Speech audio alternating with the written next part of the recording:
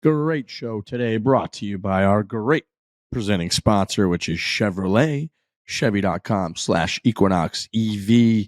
They're bringing you everything today. We got Kiz returning to the show for the first time in a while, a bunch of life updates. He's obviously been in TGL. He's the vice captain for the United States Ryder Cup team. He's going to be broadcasting the majority of the biggest events of the year this year for NBC. And he's just great. So we got a good 45 minutes with Kiz. We talk a lot about beef and his golf game, our latest video out there.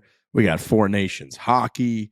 We got a voicemail. We've got closest to. We got a great show today, gentlemen. Fantastic show. Always great to hear from Kiz. A lot of stuff happening in the golf world. And yeah, just a big weekend ahead too. I'm traveling over to London, and we've got the Genesis. We've got USA versus Canada. It's just a great weekend in the world. Valentine's Day. You know, January's gone. February is just a nice time. It's like we're starting to rev things up again. We got through the worst of it. I agree with that. It is nice.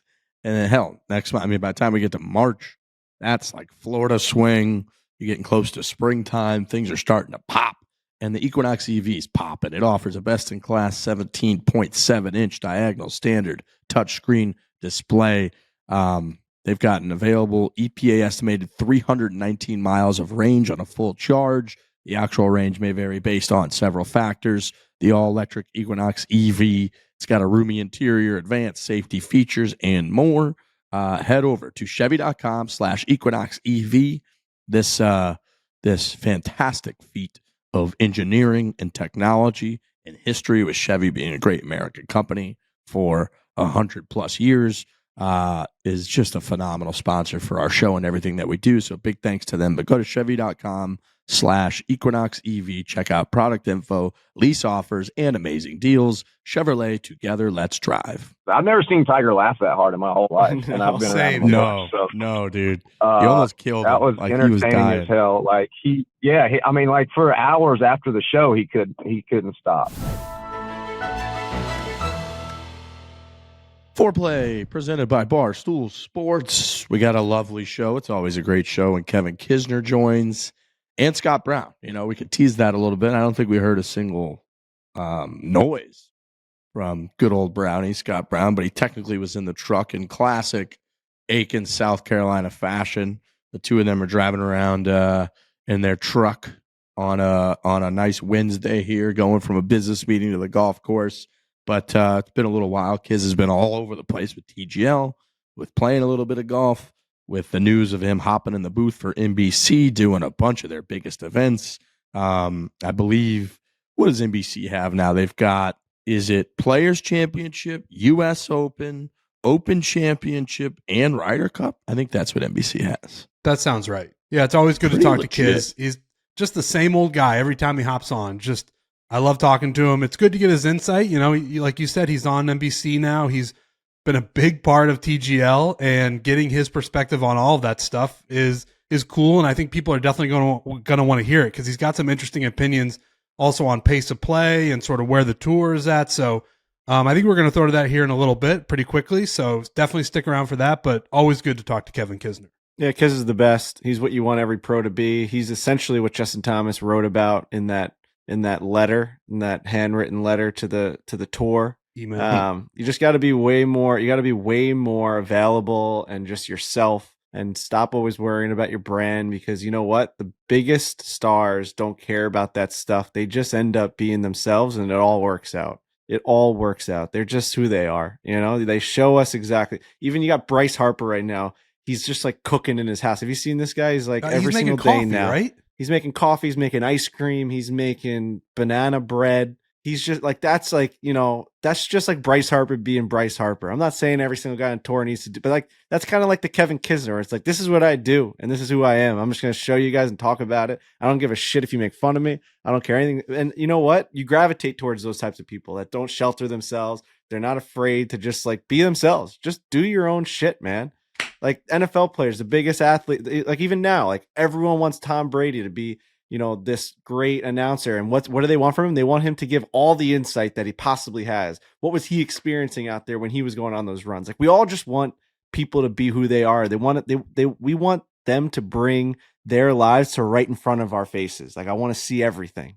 And that's Also, what Kevin Kisner is. Kevin Kisner was 8 years ahead of the curve when he said yes to doing the 4-man scramble at Pinehurst #2, because he was like, oh, I like those guys, I'll do it. It wasn't the way it is now. It's like every player's got to have a podcast. Justin Thomas has to send this email out and be like, let's be more like this. Kisner 8 years ago or whatever it was just like, yeah, I'll do that. And it worked. Bang. And he's just, people like who he is, and he is himself all the time, and it's genuine, and that's what people want at the end of the day. He also grinded my ass about making sure we were raising money for the Kisner Foundation for that, which we did. We raised happy to raise grand, money, which was awesome. Remember that bad boy was right in the middle of COVID. I think that was like May of 2020, and we actually did raise a ton of money. But yeah, that was like the first 4-man scramble in history at that point. So Kiz was at the forefront of that. I remember those trips mostly from, because Frankie and I were living in New York at the time, and me and Frankie were driving back and forth from New York City to Pinehurst. Like that was grind. I don't know if you remember those trips, Frankie, but it was just like, because you weren't really flying. You were just like, all right, well, I mean, I think you could fly at the time, but it was a little dicey. So me and Frankie were like, we'll just drive. And I think we made that trip like 4 times or something. It was crazy. We just kept driving back and forth. We stopped in DC a couple times. That's Me and you just like, we rode, Trent and I drove through DC at like 1 o'clock in the morning, and we just like rode those little bikes or those little Segway things around. And we went to like, the Lincoln Monument, and we just like sat in front, and it was like a ghost town. Really scary. We were right in front of the White House, and we were just staring at it. We're like, this is so weird. It's so funny. You were driving at that time, and I'm interested in Washington, D.C., but I don't even know if I'd ever been there before. But you were driving, and you can see Washington, D.C. as you're about to drive up to it and drive past it. And you didn't even ask me. You were just like, we're going to Washington, D.C., and we're going to check some shit out. And I'm glad we did it, because it was a ghost town, but that was cool. There was nobody around. We're ripping around on these scooters. It's a cool experience, but that's what I recall most from that first run of 4-man scrambles. And Kevin Kisner was the first one. And he's on this podcast, which is great. Yeah, I would say, man, I was on the like Kiz authenticity, what makes a star. I was rewatching The Last Dance, and there's a great clip where Jordan talks about, they're talking about the business and Air Jordan and the whole thing, and he's like, yeah, people could say that it was sort of like they could go into, what was it, Michael? Was it like the smile? Was it the haircut? And he's like, it was just my game. He's like, if I had 2 points a game and 1 rebound, we don't sell any sneakers. We don't sell any Nikes. And he was like, it was my game. And I feel like Tiger Woods is that way. Tiger Woods with the media is not the most electric personality of all time. In fact, we talk all the time about how muted he's been. We laugh at some of the Tigerisms. He comes into every year with like a new go-to sort of word. It was like libations one year that he was using, and like glutes and that. But it was Tiger Woods' game that made him marketable. Kevin Kisner, it's like Kevin Kisner being Kevin Kisner. That's what made him marketable. Yeah. It also helped, as it always does, that he was on that level for several years. He almost won the Players' Championship. He had a chance to win a couple different majors at Carnoustie that year, and then he won a handful of times on the PGA Tour, made the President's Cup team, was close to making Ryder Cup teams, famously and infamously. But point is, he's awesome. He's awesome on the show. He's still big in the world of golf and will be for a very long time. He's got that lead analyst role for NBC for a bunch of their biggest events. He's on TGL, where he's probably the biggest star, which we get into. And he's the vice captain for the U.S. Ryder Cup team. I think he's the only one that's really been announced so far by Keegan Bradley. I think. I could be wrong about that. But anyways, Kiz is the man. We're going to throw it to that pretty quickly. Then we're going to come back afterwards. We're going to do a little closest to the pin, chat a couple things, maybe get to a couple voicemails, and then we'll wrap this thing up. But we got to first talk about Barstool Beef makes his full golf debut. We talked about how he got absolutely sandbagged by the old social team and the social, stuff last week when it comes to his golf game. Put him out there ice cold. Trent's clubs, one of the most nerve-wracking shots you could see. I saw Scotty Scheffler himself bogeyed the 16th hole at the Phoenix Open just this past Sunday. So now you're talking about Beef going out there and hitting a great shot in that hole, almost impossible. That was the only clip we put out of him playing like regulation golf. We got a full round. We went to Goat Hill Park. What a golf course. It was as firm as you could possibly imagine. Everyone knows Southern California has been dry. The drought, that's what led to all the different fires We were just a little bit south of there in San Diego playing at Goat Hill Park. And Goat Hill Park is, I mean, there are holes where if you land a yard short, it'll roll for 70 yards and just keep going down until it finds something. It's really like it really is something that we would lead into as a kind of thing that we love. I could see people being there all the time. They got fire pits, they got a cool little driving range. You know, it's not like there's perfectly manicured grass all over the place. It's not a country club. It's a little bit like bootstrappy. But man, when you're there on video, we played alternate shot. There's balls that find some dirt and just roll forever. There's balls that end up in scraggly lies. And there's the greens have a ton of undulation. The whole place has a ton of undulation. It's like Southern California, as you can imagine. It was hard. And we played myself and Jersey Jerry against Francis and Trent, against Beef and Frankie. And we just played alternate shot for 18 holes at Goat Hill Park. It was tight for, it was tight. It got very close. There were swings out there. There were holes that groups had 4 or 5 shot swings over other groups because Goat Hill Park could do that to you. There were birdies. There were like quads. And there's a full 18-hole round of Beef out there, and you're going to get a good look at his game. Yeah, the teams were definitely hard to like think of in the beginning because you'd never seen Beef play on camera. It's obviously a whole new experience. He hadn't played much leading into it. He was very honest about that. We had just done a fitting the day before. Francis was hitting the ball like he was hitting a 7-iron 225 yards at the Kingdom the day before. So when you're going through, and also Goat Hill Park, crazy undulations, and we're just thinking carts. Like, there were a couple of times, and Beef and I were partners, and I think there was a lot of strategy going into just like the cart situation. There were a couple of times where we almost didn't make it. I can't even imagine him being in the car with someone else and just not making up a lot of those hills. Luckily for me, it was like there's another club in the bag that was on the back of it. But yeah, no, just an amazing, amazing day. So much fun. I love this new crew. It still just feels like the reason why it still feels like foreplay to us is because we've been with these guys, not Beef, but like Francis has been at Barstool basically our whole entire lives. He came in through Barstool Idol back in like 8 years ago, and he's just been through the ringer with us. We're very, very tight with Francis. Jersey Jerry has been in the mix with Barstool forever. So like these guys, it's not like we're just bringing in people from the outside world. Like these are Barstool people, and they love the game of golf. We mesh with them really well. I love the vibes out there. They're both trying to get way better at the game. Francis has always loved the game of golf. The guy belongs to Bayonne, and he has another club, a super elite club upstate, which is just like the guy loves golf. He loves spending money on golf. He loves everything around it.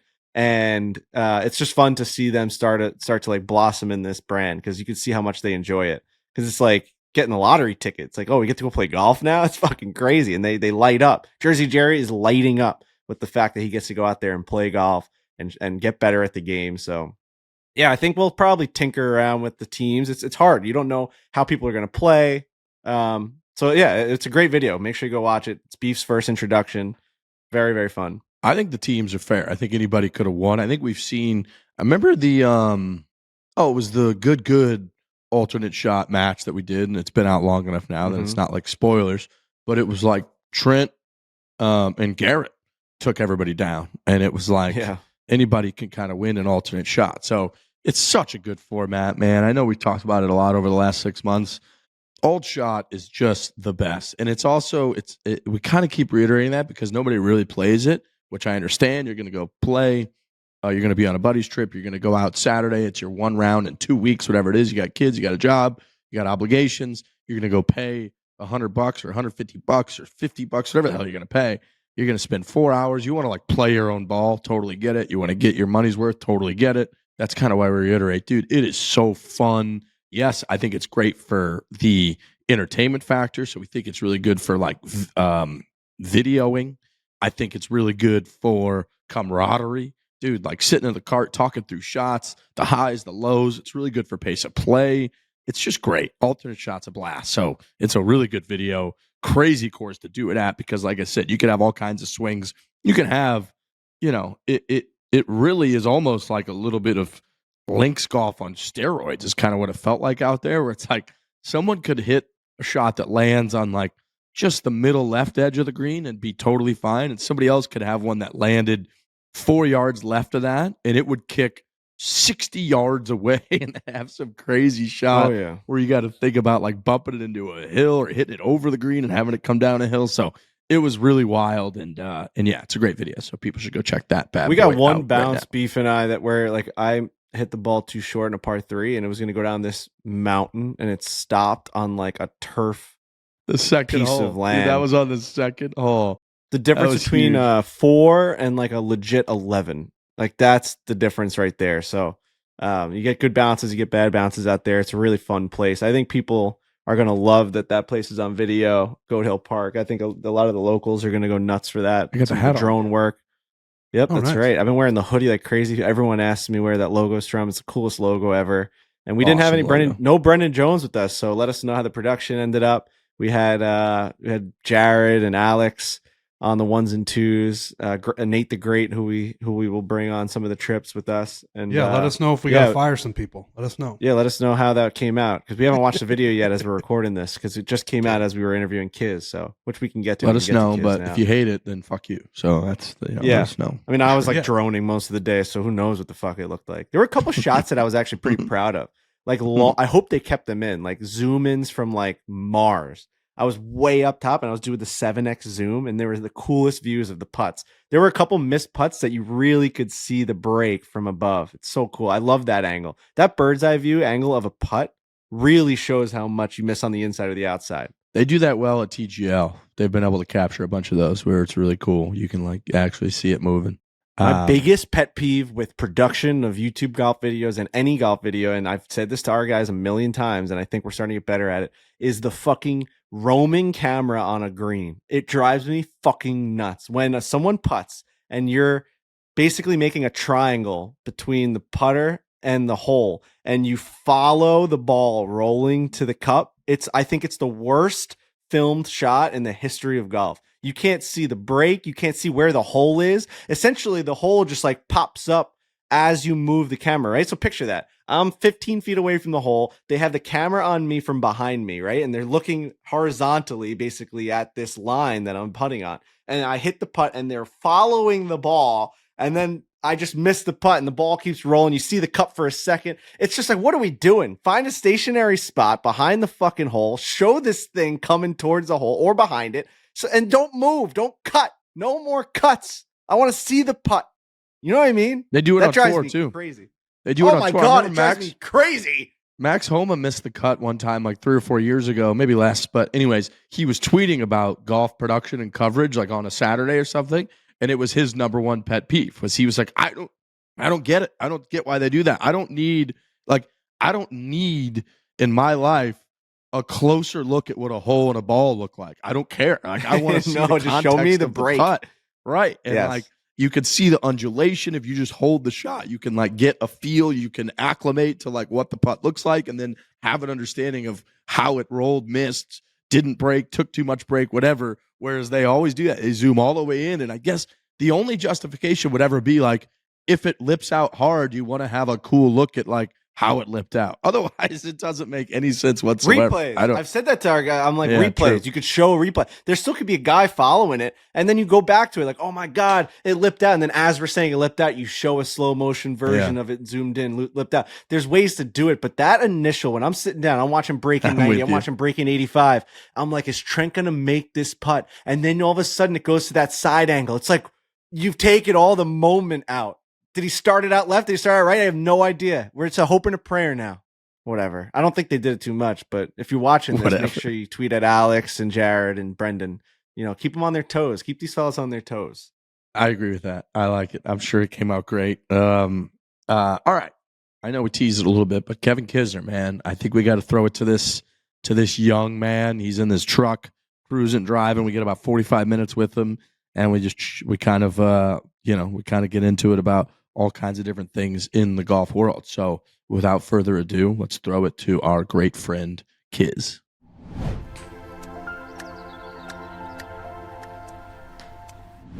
You know what I'm going to really enjoy to get myself through this huge Saturday that we have coming up, gentlemen, is I'm going to have a little bit of fireball with my friends. I'm going to play some golf. I'm going to settle down for USA, Canada, and I'm going to have myself a great time with that iconic cinnamon whiskey from good old Fireball. Fireball throw- is the greatest. Oh, it's so good. throw a couple in your golf bag, make a birdie, make a bogey, whatever score you make. You can either be happier or you can improve your mood with a fireball shot. Throw a couple in your bag, 50 milliliter shooters. It really is a vibe changer. So throw a couple in there and have yourself a good day out there. And there's a reason why they've been around for so long. Every generation that's gone through college and like however long it's been around, it feels like it's been around my whole entire life. Fireball. When we went to the distillery, went to the Buffalo Trace distillery where Sazerac owns this huge brand with all of these different whiskeys and bourbons and everything under the sun. They've got everything, vodka, everything, and Fireball is their number one seller. It's like it's the king. There's a reason why, because it's just easy to get down. It makes you feel good. You're ready to rock. Those little nips are unbelievably easy to transport onto the golf course. It is the best. There's no shot glass or chaser needed. You just crack open the Fireball 50 milliliter shooter nips, knock it back. You are ready to rock. If you're really feeling like upping the ante this weekend on the golf course, at home with your friends, watching hockey, watching golf, make sure to grab the new Fireball Birdie Shot Club. It is literally a golf club filled with Fireball nips.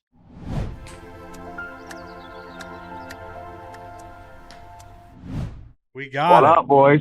How we doing, Kevin Kisner? I'm doing great, Samuel. How are you?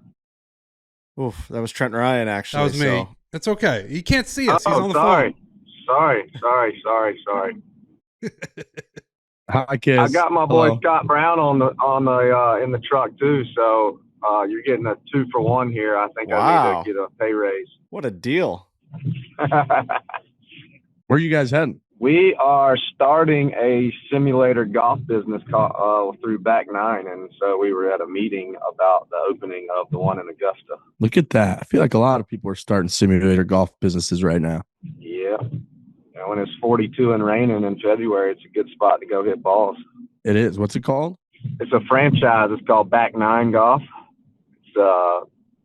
And we're using the full swing technology like at TGL. How was TGL? I know we've kind of texted about it and whatnot, but I feel like we haven't really heard from a lot of guys of what it's actually like being in the arena. The atmosphere is electric. It's really fun. I've never, hit a golf ball with people yelling at me that I suck and music blaring and, hitting into a screen 40 yards away that's the size of a jumbotron. So that took a little getting used to, but the second match was fun as hell. I mean, getting competitive, watching Tiger Woods get competitive, that's pretty epic. How surprised are you that in a league of huge names, Tiger Woods, Rory McIlroy, Justin Thomas, that Kevin Kisner is the biggest star of the entire TGL? What, from my bad golf or my mouth? I didn't say why. I didn't say why. I just know that your name has been brought up a lot around TGL, and you are a superstar in that league. Yeah. Well, I understand my role for TGL. There's a reason that I'm there, and that's not for my golf prowess. So I understand my role, and I'm well aware of it, and I'm not afraid to embrace it. So I can be Tiger's hype man anytime you want, and I can be the mouth of TGL anytime they want. So the golf's a bonus for me. The kids, the first week obviously wasn't the easiest one for you. It didn't go the best, but it's a professional sports league. So you have good games, you have bad games. So you have the first week, bad game. Like everyone has a bad game. Then your second week, you go out there, bad start. And at that point, that led me to tweet out, I think when Kevin Kisner walks into the TGL arena, every ounce of skill in his body stays in the parking lot. At that point, I thought that there was it was almost like Space Jam. Like someone took your skills when you walked into that building, but then you started to get your footing under you and you started to feel a little bit. It obviously takes time, right? To like maneuver yourself around the simulator and like start to gauge like the distances and stuff. Like it has to be a little bit of an adjustment period, no? Yeah, it's huge. It's way more than I thought. And I, was supposed to go down in December and practice. Had weather issues, couldn't get there. So the first time I ever stepped foot in the arena was like 1:00 the day of the first match. And it's a lot going on. They're trying to run a TV production. I was trying to practice, figure out the technology because, I mean, everyone here is hitting a simulator and it's not always the same as hitting outside. and I hit about 20 balls, and every one of them finished 30 yards left of the pole. And then they were like, "Hey, we need the arena for the production. You got to get out of here." And I was like, "Well, I guess I'm ready. Let's do this." So the second match, I was able to fly down early that morning and spend about an hour with the technology guys. And the holes are brutal too. It's not just hitting into a simulator, hitting off the turf in a weird form. Like the holes are visually intimidating as hell, and you don't really know. It's not like you can feel the trees and the lakes and you can see them, and it's just way different. So once I figured all that out and I practiced on my holes, the second time it was way easier, like when the show started. And it's not like a regular tournament where I hit my last driver 8 minutes before I go hit my first driver on the first hole. It's like, hey, you hit a few drivers in the screen, and now Zoo Animal come out here and let everybody pet you and see you for 45 minutes. And then, all right, here comes ESPN. All right, talk to Matt Berry. All right, do this. And then I haven't hit a ball in 20 minutes. And they're like, all right, go hit a driver 280 down the middle. So it's quite interesting. But once you experience, you get better at things. All the other guys in the league have spent an enormous amount of time on the screen. So that's when I learned that I may not be as good as Adam Scott at golf, and I'm really not as good as him if he's practiced on the shit and I haven't. Right. Yeah. What is this person doing? Sorry, about to get hit by a car. I like we're getting some live driving commentary. Yeah, but please, safety's first. What's the like actual team Jupiter Links? What's the communication like? You guys have like an active group text going? I mean, I know you went into the event a little bit cold, it sounds like. Do you guys hopefully not going in cold as a team? Is the chatter pretty good? Well, Tiger's not the best communicator in the world, but his guy Robbie Mack, y'all know, is kind of our lead. And I'll tell you one thing, our text thread after the first match was on fire. Like Tiger just could not get over how funny that scold bunker shot was. And literally text about it all night long. Like Max is good at technology, which I'm not. So he was sending like all these memes and gifs and shit that I don't know anything about to the thread, and Tiger just could not get over it. It was hilarious how funny he thought all that shit was. I've never seen Tiger laugh that hard in my whole life, and I've been around him much, so. No, dude, you almost killed him. That was like, entertaining as hell. Like I mean, like for hours after the show, he couldn't stop. It was hilarious. Like we went back. We have a locker room. We went back there. It's kind of our little private area, and he just couldn't stop talking about it. It was awesome. And I was like, dude, I kept telling him at least I got it out of the bunkers, because that same night, nobody talks about him duffing a bunker shot 1 foot in front of himself, arguably best player of all time. I was like, at least my ball got out of the bunker, Tiger. I like that. That's good. Yeah, I could see, like, it feels like he's never waded into the world of the internet, and the internet, when it's good. Yeah, no. Yeah, it could be really, good. really funny. Yeah. And it's like, it reminds me the day after of the election that my father, I was just sending him a lot of the memes that were going on in the MAGA world, and he just could never have accessed that on his own. And he told me, he's like, I spent 24 hours just laughing my ass off at everything you sent me. He'd never seen anything in that world in his whole life.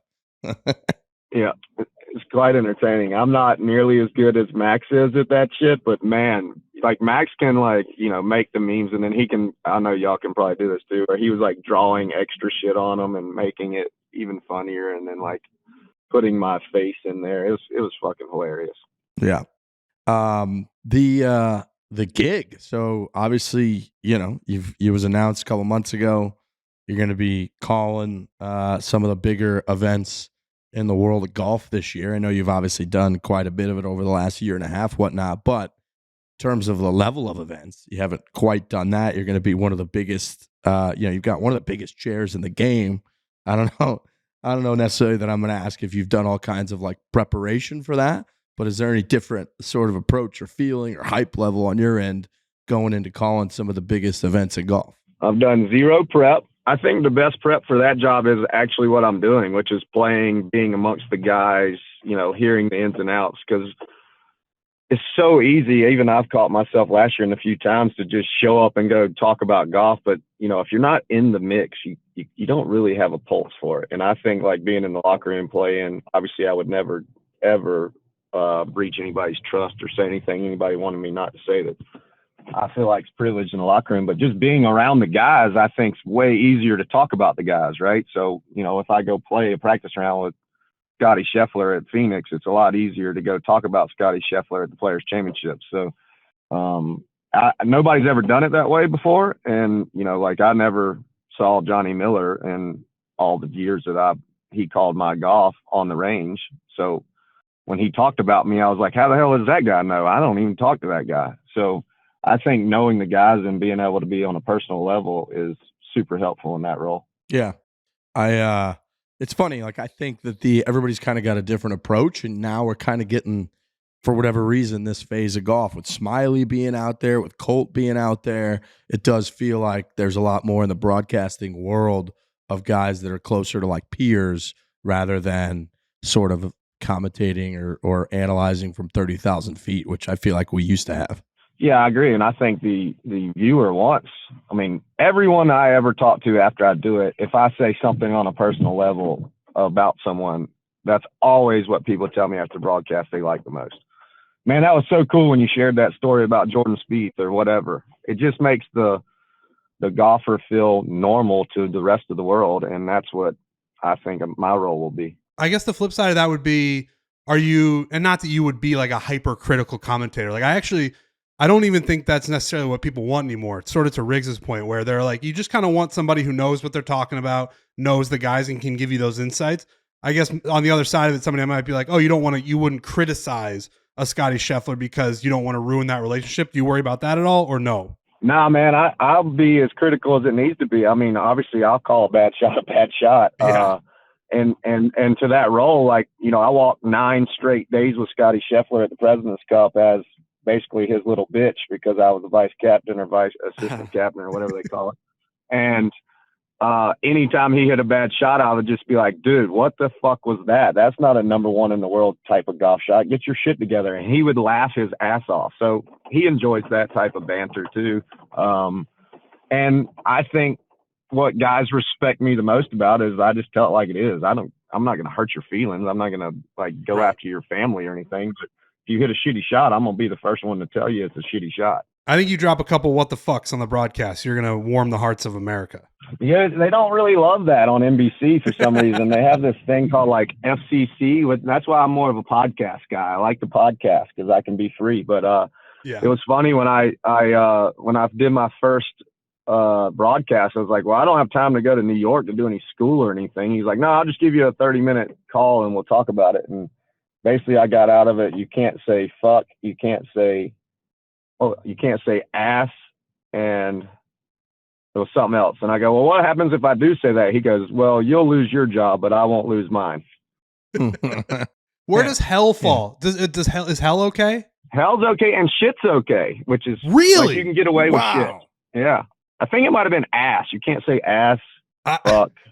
Or did I already say ass? Sorry. What about bitch? We didn't mention that one, but that's a hard word. You don't use that much. I guess I could be like, well, he's being a kind of a bitch, but I don't use that word a whole lot. God, just imagine that. Like, guy leaves a putt short, and he's like, that guy's being a little bit of a bitch out there. I feel like you could. It'd be great. I'm stunned that shit is a word that you can say like that. I think if you said like, man, that was bullshit what he did there, I feel like that would light the TV world up, but maybe you can say it. Did y'all watch Game Day this year though? Like Saban and Pat McAfee cuss like sailors on there. I don't know how they get away with it. I was sending like clips to my producer, Tom Roy, like, so this is acceptable now? He's like, no, you can't do that. There's a funny scene in that Saturday Night movie where they go through the very first Saturday Night Live and they're getting prepared to put the very first Saturday Night Live on TV, and they have like an NBC executive woman that's sitting there going through all of the lines that the John Belushi and Chevy Chase are going to say, and she's like just putting a red marker through everything. It's such a funny scene of her. She didn't really know a lot of the language. She's like, "What's a golden shower?" And they're like explaining it to her as if it's like a normal thing, like all their jokes are like, it's very, very funny, but it is a crazy world in which these executives can dictate exactly the type of product you're trying to put out. Not necessarily that it's a bad thing. Like I guess I get that golf is for everybody and it should be, you should be able to watch it with your kid and you shouldn't be throwing too many profanity words out there, but people don't realize how much of a stranglehold, like just like one person in a chair can kind of just like dictate exactly what's being said out there. Like if you want to be yourself, like good luck. You're not that they're going to hit that button every single time. Yeah, the one thing I learned is I don't have a pause button or a bleep button. Mine is straight to the air every time. Oh no! I have a mute. Damn. Yeah, we don't have a 5-second delay. Only the golfers' mics, like the mics in the on the course, they can bleep out, but mine they can't. But I have a mute button in front of me, so it like cuts off the mic anytime. And the one thing I've learned in the broadcast is those dudes hold that button down so much. Like I never touched it because I just didn't want to touch anything the first few weeks. And I'm watching like Fax and even Dan Hicks, he just holds that thing down until he's ready to roll. Well, kids, we did our own Corn Ferry Tour broadcast. And so we had like all the guys, like the same truck that you do, the same producers. It was like a huge week for us. And they threw us out there on the course. Trent and I were wearing those damn packs, walking around with the Corn Ferry guys. They're playing for their lives out there. Right. And like, so I remember the first day I threw a couple of like fucks around and they're like, you just can't like I understand like where this is going, but like, you just can't do that because it's Corn Ferry Tour. So they legitimately looked at me and they're like, today you cannot say a curse word. Right. So I go out there in the very first hole. That's all I'm thinking about is like, don't say anything. Right. And some guy, I think it was like Huey or Hoey. What was is it Hoey? I think it was Rico. Yeah, Hoey. Yeah. Rico Hoey. He's right in front of me with like a ball and like his back foot, 1 foot out of like the bunker. And he just like hits this, like the audio on this thing was out of control. Right. And he hits this amazing bunker shot onto the green. I just go, that was fucking awesome. And that was on the air. And all the producers were like, he did it in the first minute. It was, dude, no joke. It was the first minute of the broadcast. It was like before they introduced the panel members. It was nuts. So I get it. It's hard, man. It's really hard. Kiz, do you find yourself like, are you disciplined enough where you can walk into the booth and just say, today, no F words. I'm just not doing it. Or do you have to, like Frankie, do you have to like constantly remind yourself, like, don't do it. Like, how natural is it for you to not swear, I guess is what I'm asking. So the first time I did it, all I could think about was like, don't say fuck. But then, you kind of turn on, like, I don't ever cuss when I do interview with TV or, right. Anything that I'm filming. So that like brain mode kind of clicks on as soon as I put the headset on.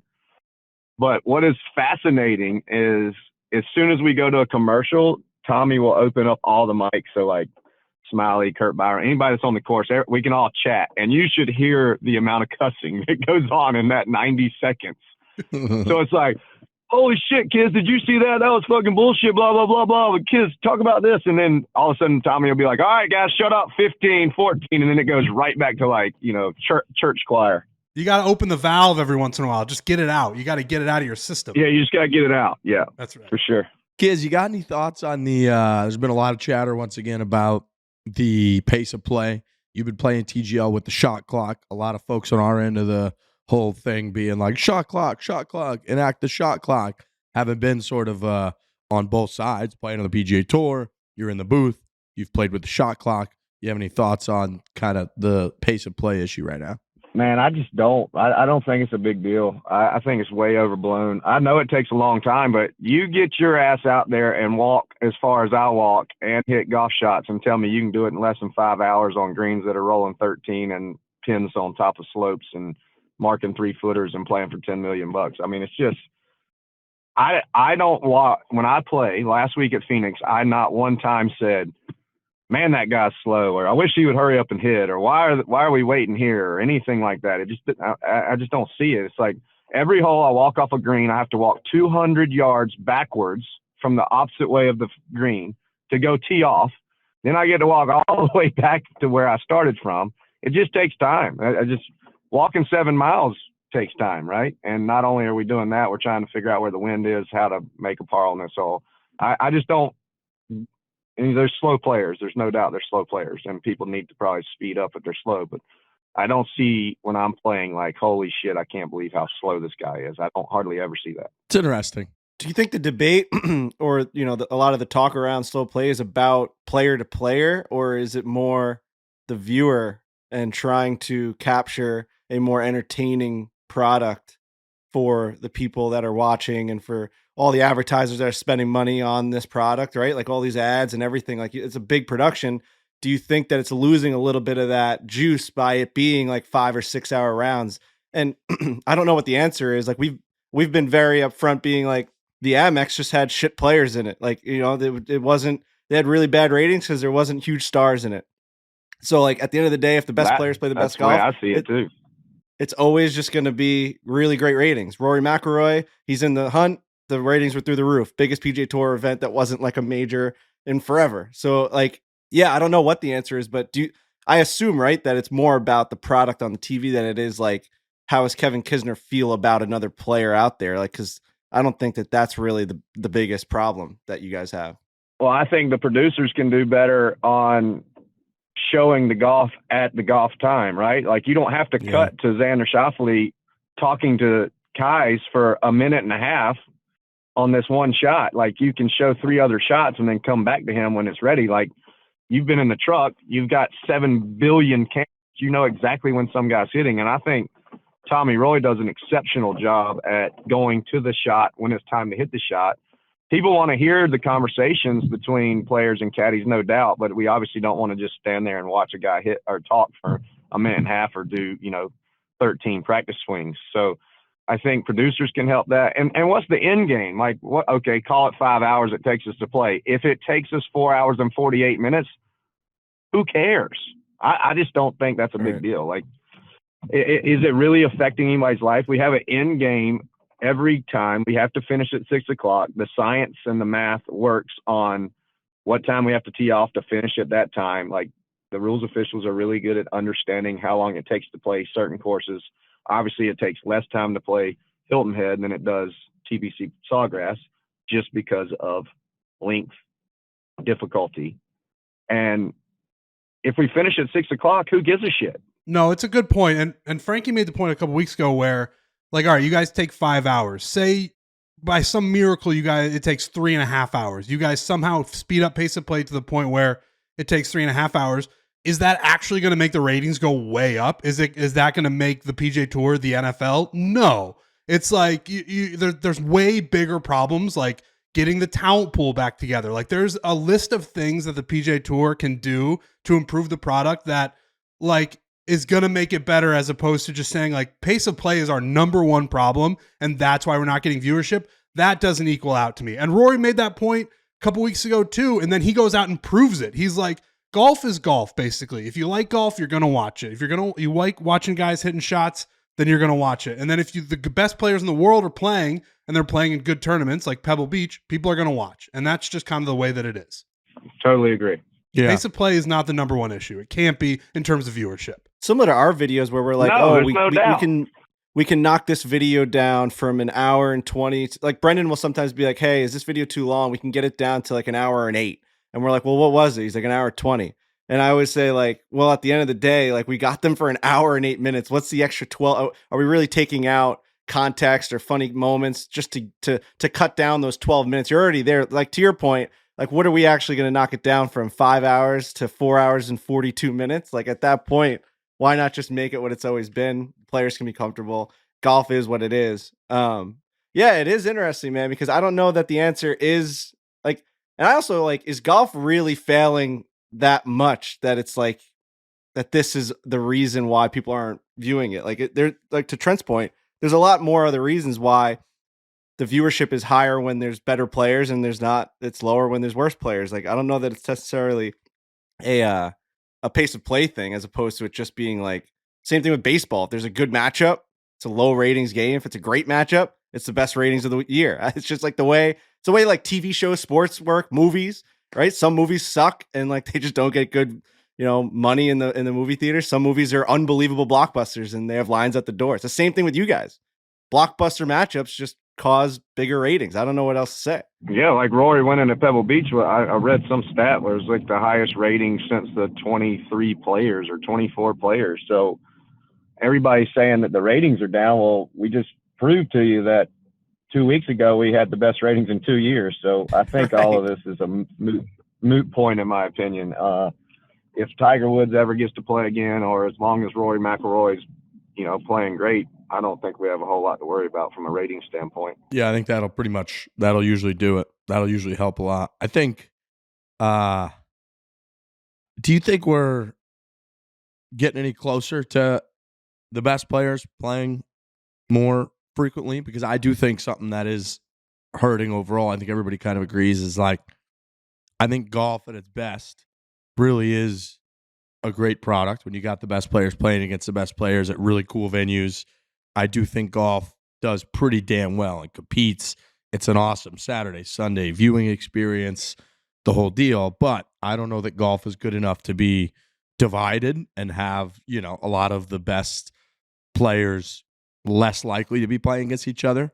You have any feeling at all if we're closer together to getting, that more often? Because it feels like we only get it in the majors right now. Who are we missing? I mean, how many players are we missing, in your opinion? 4, maybe? 4 or 5, I would say. Right. I mean, is that what's really holding us back? Is Jon Rahm not playing, with Rory McIlroy? I don't know. I think the way the tour is shaping up is there's going to be way more turnover than there ever's been, because we're going to less cards and you're getting, DP World Tour access. You're getting more Korn Ferry access. So I think the household names you're going to see start to drop off some, and adding Jon Rahm back or Brooks Koepka. I mean, I don't even know if DJ's a world-class player anymore, as little as I see his name. Well, I don't know. I just don't think that's what we're missing. Well, I guess in a world where we're saying, man, when the leaderboards are good, the ratings are up, having more household name players in the mix and having a better chance of that happening is a good thing.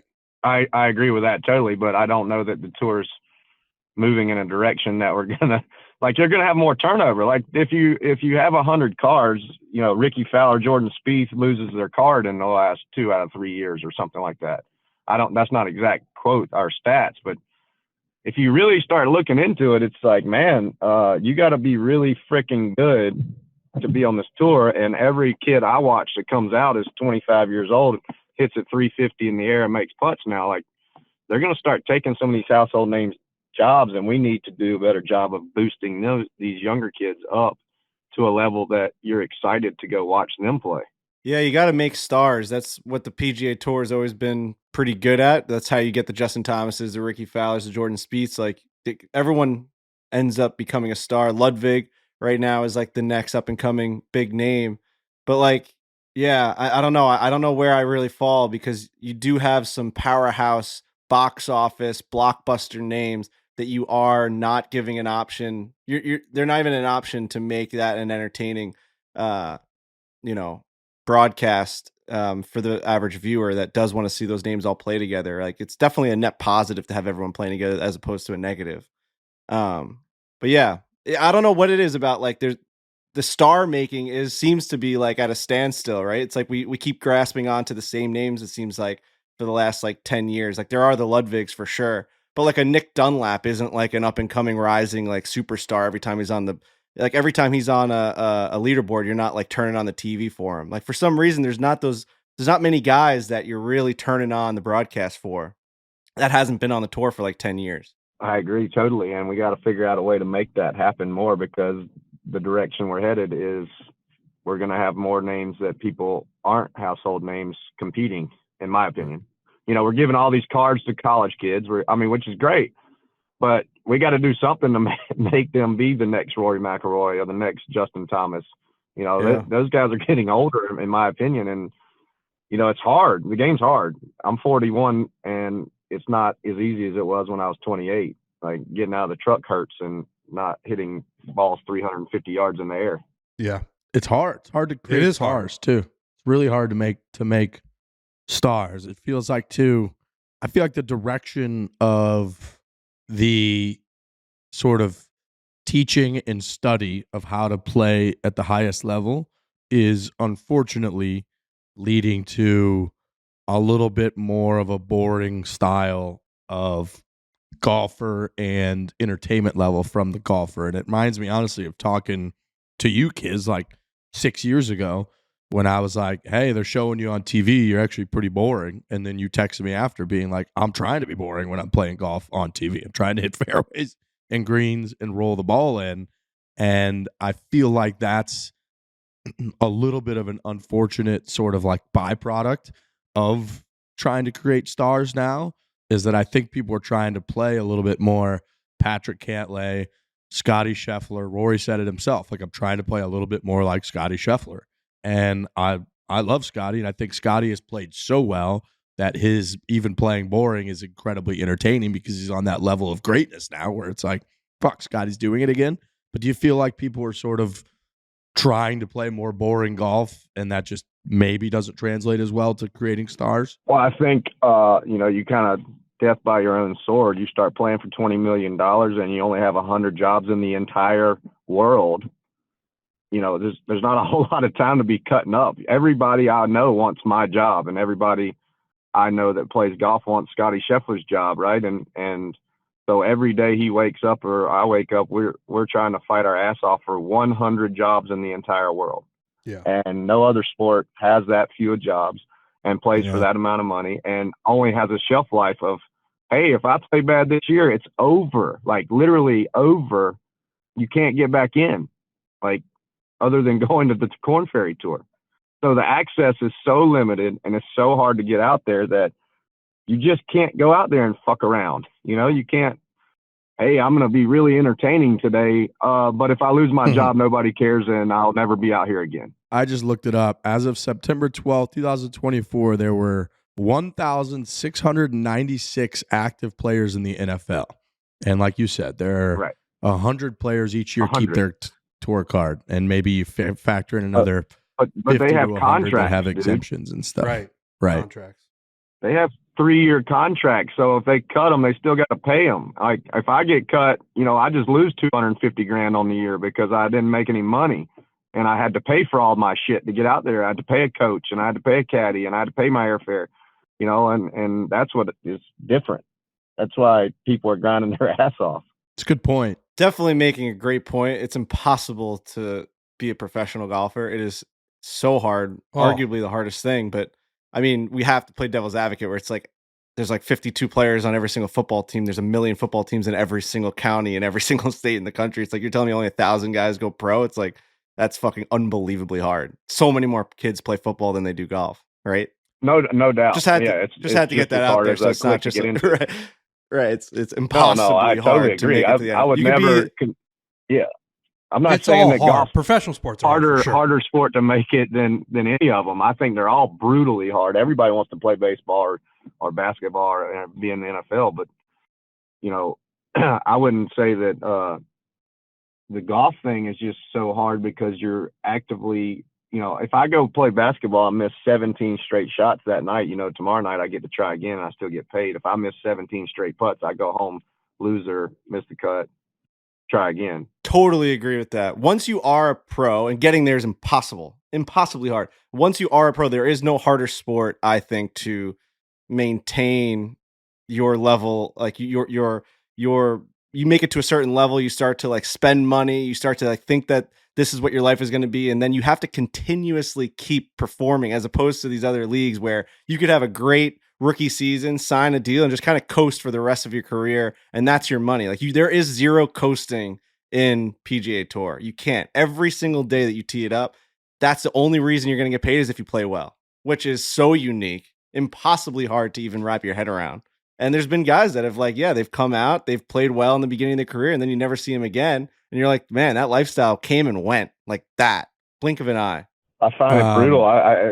You get accustomed to a certain lifestyle and then it changes. It just can't be.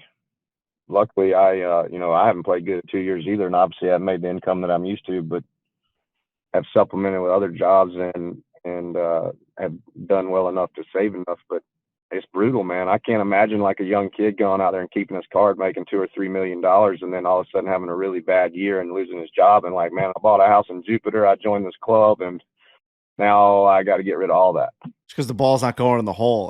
Like you said, like if you play another sport, you even have your teammates to pick you up. I lived out 6 times this week, and now I got to sell my house. God, dude, we talked to Pat That's back like Joel in the day. Oh, true. Literally. Joel, Yeah. like I remember having that conversation with Joel a year ago where he was like telling me about his new house that him and his wife bought within the last couple of years or so. And then he got real stressed. We were like having beers at the Rooster Tavern. I was like, what's wrong? He's like, dude, if I don't play well like that, I cannot afford this house. You like Riggs, you won't believe this house that I bought. It's awesome. But like, I fucking suck right now. And then like I saw on his face when he made that putt to keep his tour card last year, he was like crying. And I was like crying. I was like, thank God he doesn't have to sell his house. That's fucking nuts to think about. Yeah. God. It's so true. All right, let's end on a positive note on something. I got to go to this meeting in 2 minutes. So let's find. Why is the new guy not on this podcast, by the way? Who, Beef? He's on every once in a while. Yeah, he is. He was on last week a bunch. We kind of He's mix on it a up. couple times. Damn, yeah, Beef. we kind of mix him in. We got to get you on a golf course with Beef. The guy can absolutely move the golf ball. He is a weapon. He should be able to. We can end on something positive. Is he like is he going to be the best player of the foreplay pod in the scrambles?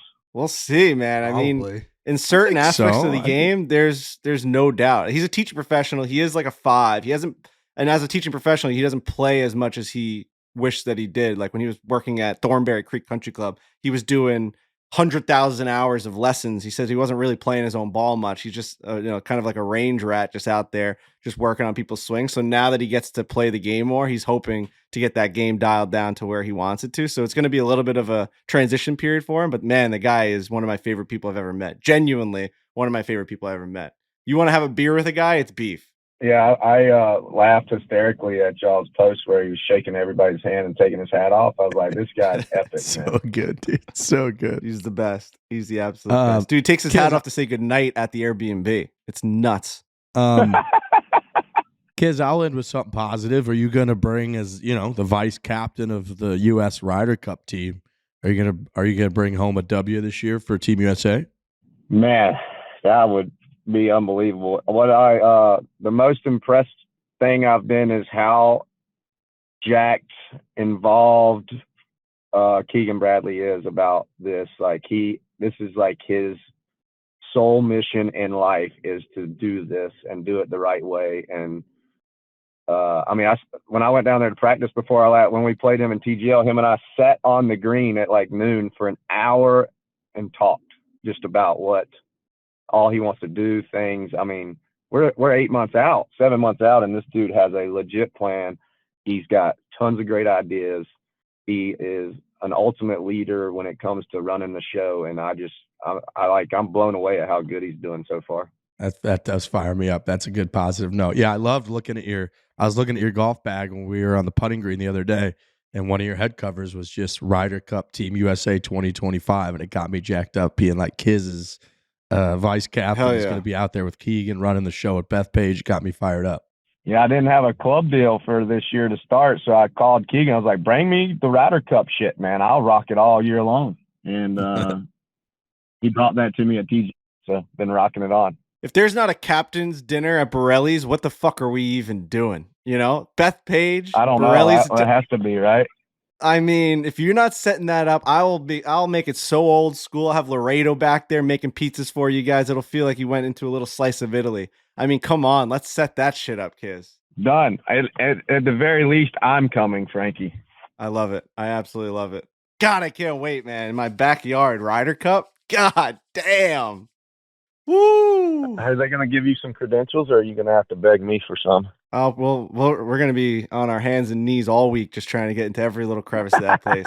Everything we can get. We'll be begging for everything. Dude. I can't miss a second of that thing. It's going to be sweet. Yeah, man. Well, thanks for the time, boys enjoy. Kiz. I'm walking in. Yeah, man, anytime. And y'all be good. Let me know what I can do some more action with you.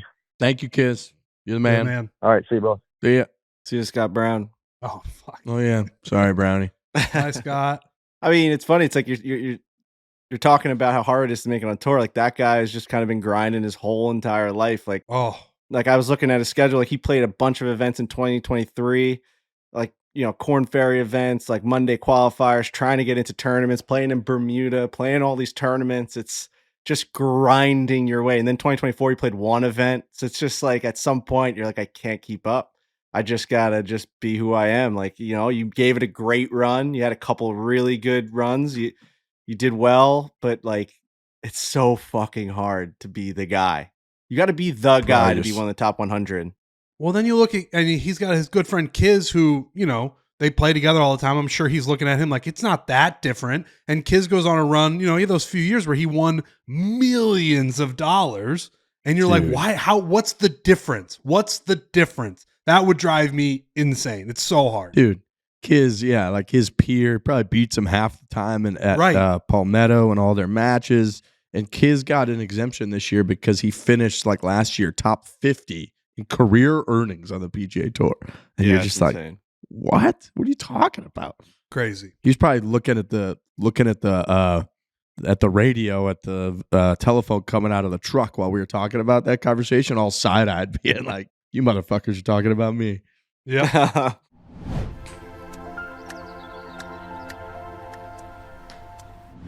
You sign up for something, forget about it after the trial period ends, then you're charged month after month after month after month. We've all been there way too many times, but thanks to Rocket Money, my goals feel achievable. They show me all my subscriptions right in one place and help me easily cancel ones that I forgot I've been paying for. Rocket Money is a personal finance app that helps find and cancel your unwanted subscriptions. It monitors your spending and helps lower your bills so you can grow your savings. This thing is just a great assistant for my financial life. It's a financial tool. You go on there, you see where you're spending all your money, maybe see where you can cut back. Yeah, it really just helps you in your day-to-day of like, I'm spending all this money. Do I need to be spending it here? Where can I cut costs? Where can I save money? It does the subscription thing like Riggs talked about, but it also just shows you where you're spending and how you can become you can have a better financial picture of your life. And it really is a helpful tool in that regard. Yeah. For me, like when I'm on a plane, I'll do my expenses and then I'll check out Rocket Money. Like it's kind of my process when I'm on a plane, that I have time to myself to really just realize what's going on. Days and weeks kind of just go by and you're just swiping cards and you're doing 7-day free trials and you don't know what the hell's expiring or what's renewing. And, I found out on Rocket Money I had multiple Xbox memberships, like or Xbox Live, because I had two different names when we were doing streaming and we were doing this. I'm paying however much a year. It's like, what are you talking about? I don't even use that name anymore. And Rocket Money alerts you that you have the same duplicate, spending in the same spot. So it's definitely a huge asset to have. Definitely worth downloading and using. It also gives you notifications, I've noticed, whenever there's a big charge. Which is great. Obviously, most of the time it is you're doing it, but it almost gives you that little peace of mind, knowing whether it's a big dinner that you took care of, whatever it could possibly be, a big purchase that you made. It is just nice to get that little notification that's like, all right, Rocket Money's tracking me, comes in instantly. And obviously, if it's something, that you're not aware of, a little out of pocket, it would be a great thing to know. So they do it all. Rocket Money has over 5 million users and has saved a total of $500 million in canceled subscriptions, saving members up to $740 a year when using all of the app's premium features. So cancel your unwanted subscriptions and reach your financial goals faster with Rocket Money. Go to rocketmoney.com/Fore today. That is rocketmoney.com/Fore, rocketmoney.com/FORE. One of the more difficult decisions day in and day out. Everybody knows, everybody's been there. It creeps up on you fast. Trying to figure out what's for dinner night after night after night, especially on those busy weekdays.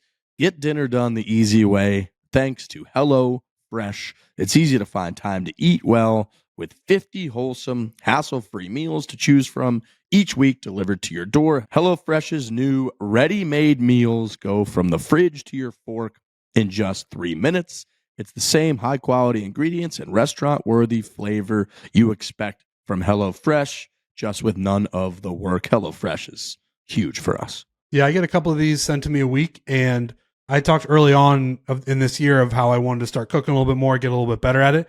HelloFresh is a really good starting point because they send you these meals that have all of the ingredients in them, and all you got to do is, chop up some vegetables, whatever, brown some of the meat. Like, it's a really good entry point to starting to cook, which I have loved. And the meals are really good. I feel accomplished when I'm eating them. They're delicious. HelloFresh, for anybody out there who's kind of trying to get into cooking, I highly recommend this as a starting point. Totally. Yeah. You just got to eat fresh. You got to eat healthy, especially when you're in your own home. Don't be, there's so many times where you're eating unhealthy and you're eating fast food and you're just on the move. Like when you're at your own home, that's your time to really get nutritional value from your meals. You shouldn't be wasting those times. You can get up to 10 free meals and a free high protein item for life at HelloFresh.com/410FM. One item per box with active subscription.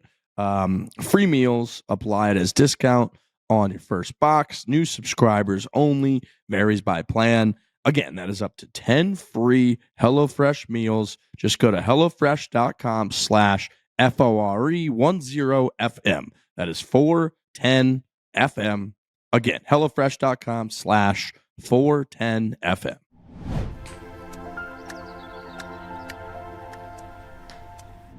All right, we are back. Big thanks to Kiz and Brownie, of course, for joining the show. As always, we're going to get him on more and more throughout the year. We always try.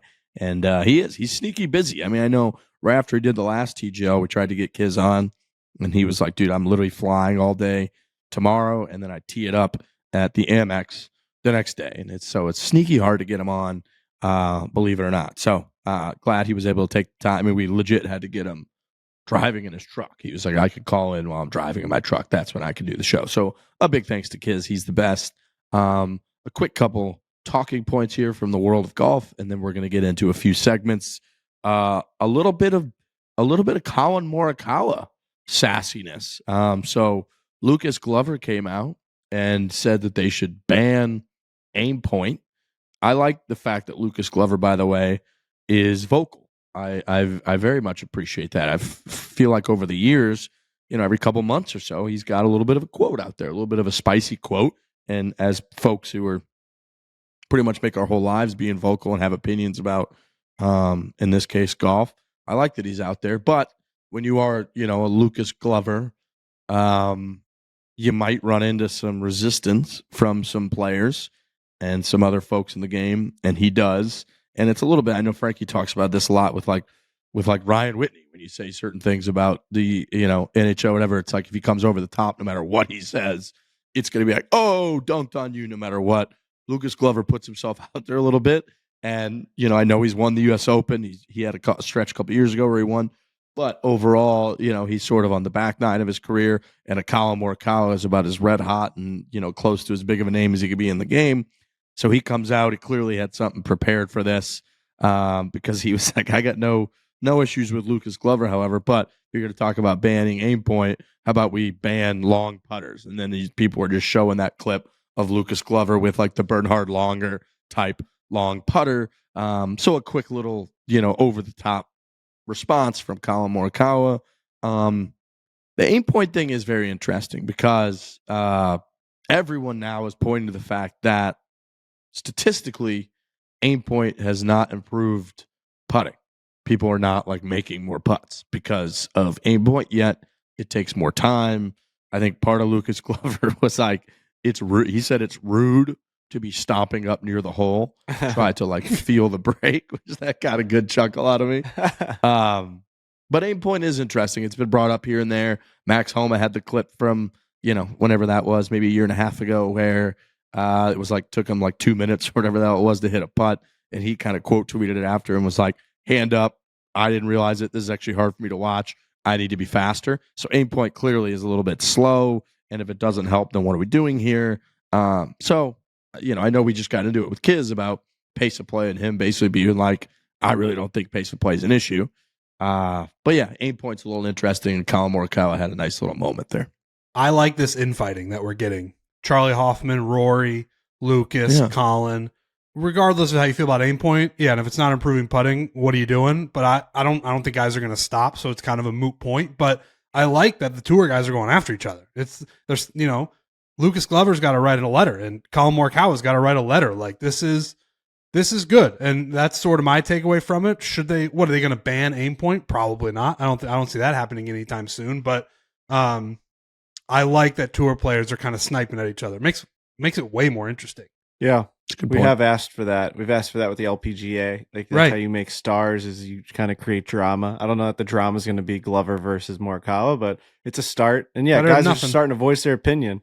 They're starting to voice their opinion. So whether the JT letter worked or whatever, guys are starting to give their takes and kind of let people know how they feel, and they're not afraid to kind of hide it. And this is a step forward for sure. Like we're able to kind of see what people are thinking, and we can dissect it, and we can like see exactly where someone's right, where someone's wrong. This is what we've asked for. Stop being sheltered league and start being, I want to see who you are. If you're a kind of guy that thinks it's rude that someone's walking around the hole, I want to hear about it. No, a great point. I like I like it. I think look, you got an organization, or you got a membership, I guess it is, on the PGA Tour of, 100 people keep their card each year. Plus you've got another, I don't know what the number is, close to 100 probably, that have exemptions from this or that. So a couple hundred people out there. I mean, you can't go 3 people without having pretty quick disagreements about stuff. So if you got a couple hundred people, there's going to be a lot of different opinions flying around out there, and we like to hear it. We like to see it come up. We know there's a lot of it behind the scenes. I was chatting with a player on one of the practice greens on, I think it was Thursday of last week, and it just, this young man was just spewing about like how his group chat with this crew just chirps about everything that this other crew says. And so all this stuff is going on under the scenes, behind the scenes, under the surface, I guess what you would say. And to see it come to light, I think it's a good thing for golf. It's a very good thing for golf. I pulled up a little bit of this Max Homa. So Max has been, the brunt of a few jokes all of a sudden lately because his game has not been where he would like it. He switched a lot. He switched about as much as you can like switch, from equipment to apparel. He was kind of a staple with what he had too, right? He was like a Titleist FootJoy guy. He had been that the whole time. All of a sudden he's got Cobra. He's got Lululemon, just kind of a completely different look and a completely different sort of Max. He hasn't played his best, really.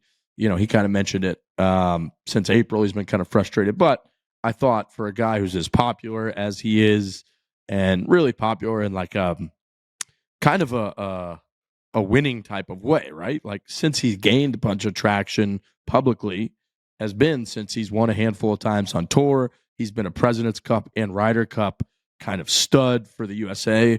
And he's been the guy that sort of dunks on people on Twitter, right? Like he roasts other people. So he comes at it from a position of like power, strength, winning. And then all of a sudden for him to be the last several months struggling is kind of a totally different spot since he's entered the spotlight.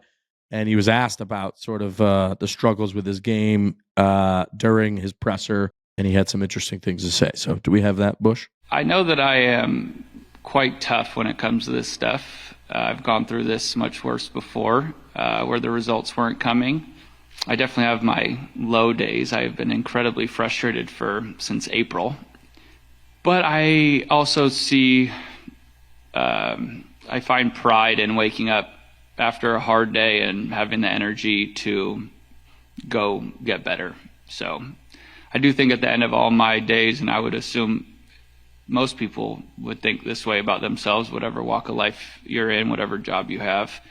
If I'd ever have another good result again, that would be a massive bummer. But I could rest easy, maybe in some years, but I could rest easy knowing I'm doing absolutely everything I possibly can to do that. I had one more that I thought was really good. I've always been quite proud of my work ethic. I think it's why I'm here. I think it's my best quality, and that has been ramped up about 1,000 notches. And I don't know. I had a moment in my car leaving practice, maybe Saturday after the waste management. We had a long day. My coach fortunately stayed.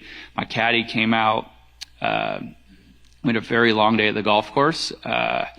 and I was really tired and like really frustrated just with everything going on with my own golf game. And on the drive back, I just had a nice moment where I just thought to myself how much better the next win's going to feel than any win has felt. So look, I know, like, especially with the gambling, right? Like, you can look through Twitter pretty quickly and you can see people like chirping Max Homa because they put him on their fantasy squad that week, or they bet him to finish this or that.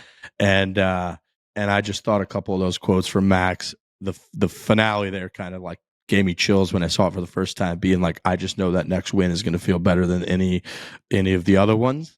And then him also just kind of simplifying everything to like, no matter what happens, it would really suck if I don't win again, or it would really suck if I don't ever play well again and have another good result. But I would know for the rest of my years that like I was putting in all the effort and I did everything I possibly could to get better, and it just didn't work out. I just thought that was a really good lesson and a really cool kind of look into the mindset of Max Homa and like a winner and a champion and somebody who's done it, is that he's not just sitting around feeling bad for himself, but he's kind of letting everyone know, like, you have no idea. I'm out there doing everything I possibly can, and I take a lot of pride in that. So I thought, for a guy who's kind of the funny guy on Twitter, blah, blah, blah, it was a very cool look into the mindset of Max Homa. I would also imagine it's not a unique position. Like, I like that, Max Homa, they put a mic in front of him. He's a liked guy, and, what he says is going to get clipped and is going to get put out there because people do really like him. But it goes to, and it's not the theme of the show, but it's certainly something we've talked about a lot, and we do talk about it with Kisner, where it's hard out there, man. Like, most people aren't winning. Most people aren't getting top 10s. Like, most people aren't finishing in the top 20. So I like that Max came out and said that, but I also think that's got to be a pretty common theme for the 100 and however many guys that are out there. It's just, obviously Max has won, and, he's been a really good professional golfer and has had a pretty damn good career. I know it started kind of late, but since he started to blossom, it's gone pretty well for him. He's having a downtime now, but I think he probably speaks for a good amount of the guys on tour when he says, like, I'm really trying and it's just not working. And that's sort of how golf goes. So yeah, it was an interesting clip, but also I think that's probably the standard out there. Now, maybe guys aren't working as hard as Max is. I have no idea, but I'm sure there's guys who are out there who are just working their fucking asses off, and they can't get a win, and they can't get into a top 10. They can't do the things that they want to do. So bottom line, professional golf is incredibly, incredibly difficult. Yeah, and it's a unique situation in which you have to talk about yourself as if you're the team that's just not getting something done. Right. Like, if you're a fan of like, for the Islanders, I have to listen to Patrick Waugh being like, we're battling out there. Like, we're working in practice. Like, we're going to get a win. We're going to keep doing the same system where it's like, all right, like, this is my team and I'm waiting for them to get a win. But for Max Homa, he's just an individual golfer that people are just like, right. You know what I mean? Like, he doesn't have to win for anybody except for himself, but because of everything else, he's exposing himself on Twitter by like letting people know who he is, which is something that we've always asked for. He has a great personality, puts himself out there.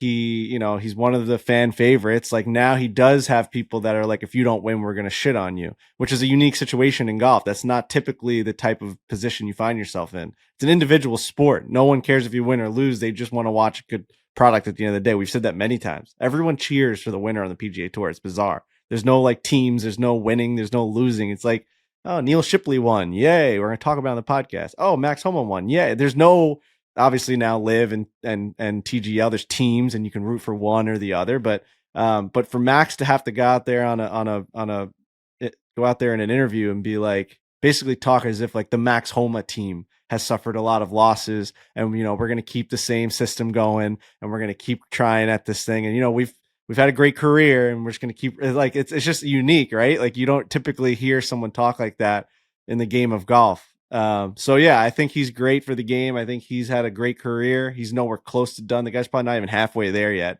Still a young guy, still fucking grinding out there. He's got more talent than anybody. And yeah, he's just like down in the dumps probably about results, but he knows that he can still do the stuff that it takes to win. Tiger talks about that all the time. Can I do the preparation of what it takes to win? He seems to think that he can't a lot of the times. That's why he doesn't play in tournaments. Max Homa thinks that he can still do everything that it takes to win golf tournaments. And that's all that he needs to know to himself. It is true. Like, with other sports, there's so many other entry points for criticism where, like, if you're the fan of a football team, you can be mad at the owner, you can be mad at the GM, you can be mad at the quarterback or the running back or the offensive line. Golf, it's just the Max Homa business. And when you're not playing well, it's like who are we gonna criticize? And there's one guy. It's not like there's not a bunch of places to go. It's just, oh, the guy's not playing well, so it's him. And he has to criticize himself. Right. You can't be the quarterback of a team and be like, my wide receivers are dropping every single ball, or like our defense didn't let me get on the field, right? You got Josh Allen being like, well, you can't stop Patrick Mahomes. I can't get on the field to win the game. And even when I do get on the field, I throw an interception. Like, you know what I mean? Like, it's like one of those things where it's like you can blame other people. For him, it's like, I'm not getting the ball in the hole enough. It's me. This is who I am. Golf sucks. Right. And it was almost like he was addressing the shareholders in a public meeting and being like, this is why revenue's down, but we're working, it's like, no, dude, it's just. Well, he does have shareholders. You see how many logos are on his chest and on his hat? And that's definitely a part of it, for sure. I suppose.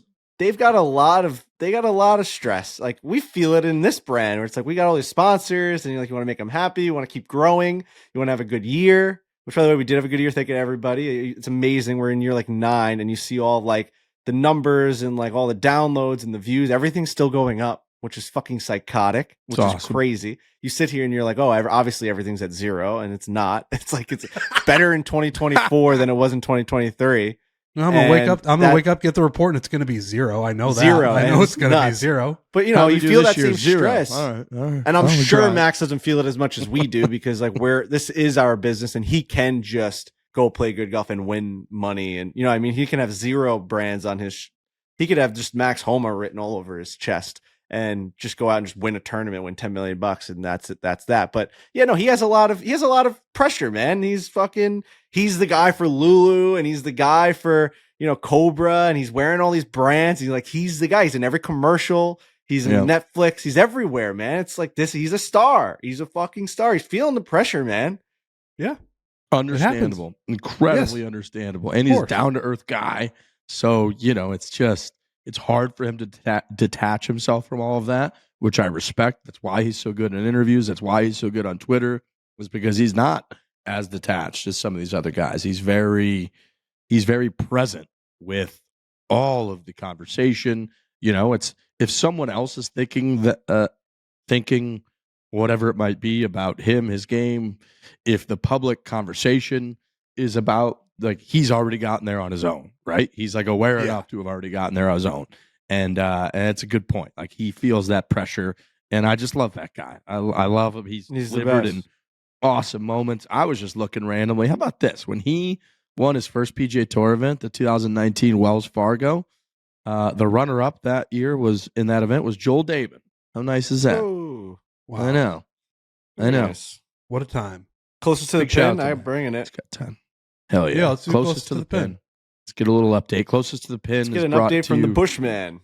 Gravy train. Brought to you by Tax Act, by the way. It's tax season. I have an idea. How about we have a contest to see who gets the bigger refund? We can all go to Tax Act and file our taxes. They make tax filing easy. They've got step-by-step guidance, 100% credentialed tax experts, so you're getting great help. Again, that is 100% credentialed tax experts. Totally seems like a gimme to me. We love gimmies, as you know. Scoop that thing, pick it up. Makes it easy. Let's all go to taxact.com and get our taxes over with. That is taxact.com and get our taxes over with. May the biggest refund win. All right, Bushman, Gravy Train. It is, let's get a little update and let's do closest to. We had a big week from one of you guys. So winning scored a par at Phoenix Open, 24 under. Riggs, 23 under, won that. Oh. Total points, Eagles versus Chiefs, 62 points, and Riggs was the closest with 59.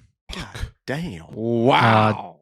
Total goals scored in Blackhawks at Blues. It was a 6-5 shootout. So 11 goals. Riggs was closest with 7. God damn. And then I'm going to go back to last week. The average viewers for Eagles Chiefs was 127.7 million. Riggs was closest with 131. And then the last one was combined points and rebounds for Janai Broom in Auburn, Florida. I got that right on. Wow. Hold on. So besides was that, Riggs Super got Bowl 4. What did I Super guess Bowl for lower? Super Bowl? Let's see. So it was 59 Riggs, Frankie 51, Trent 37, B 56, Alex No, 44. but for viewership, I thought I'd get. Oh, what did for I get? viewership. So Trent, you were close. Trent was 3.7 mil off. Riggs was 3.3 mil off. Oh, I knew So I was was this right Super around Bowl 24. lower viewed or less viewed than the one previous? Because wasn't the one No, previous like 100? I saw that this one was a record. Oh, it was. Okay. I Yeah. also saw So, that the halftime show. I think he got like 133 million. That was the most all time. Wow. Yeah, beat Michael Jackson. Yeah, That That's halftime wild. show is lighting fires across social it's polarizing. media. That's It's almost what you want more polarizing. It's than you want. what Like, we all Now loved it. KFC, Yeah, the KFC saying that like he did it to like for like an album coming or something like that. Like there's like money reasons behind that, and everyone's going after KFC. He's putting his tinfoil hat on. Have you seen this post? KFC's just No. in the fucking trenches right now, in the absolute trenches. KFC Barstool in Oh, wow, I regards missed to this that halftime completely. show. Oh my god, it's so funny. Well, yeah, that's the thing. If because people seemingly can't like put their finger on what the performance was and what it was about, Yeah. that just garners interest. Like this thing is Oh, just wow. going through the roof.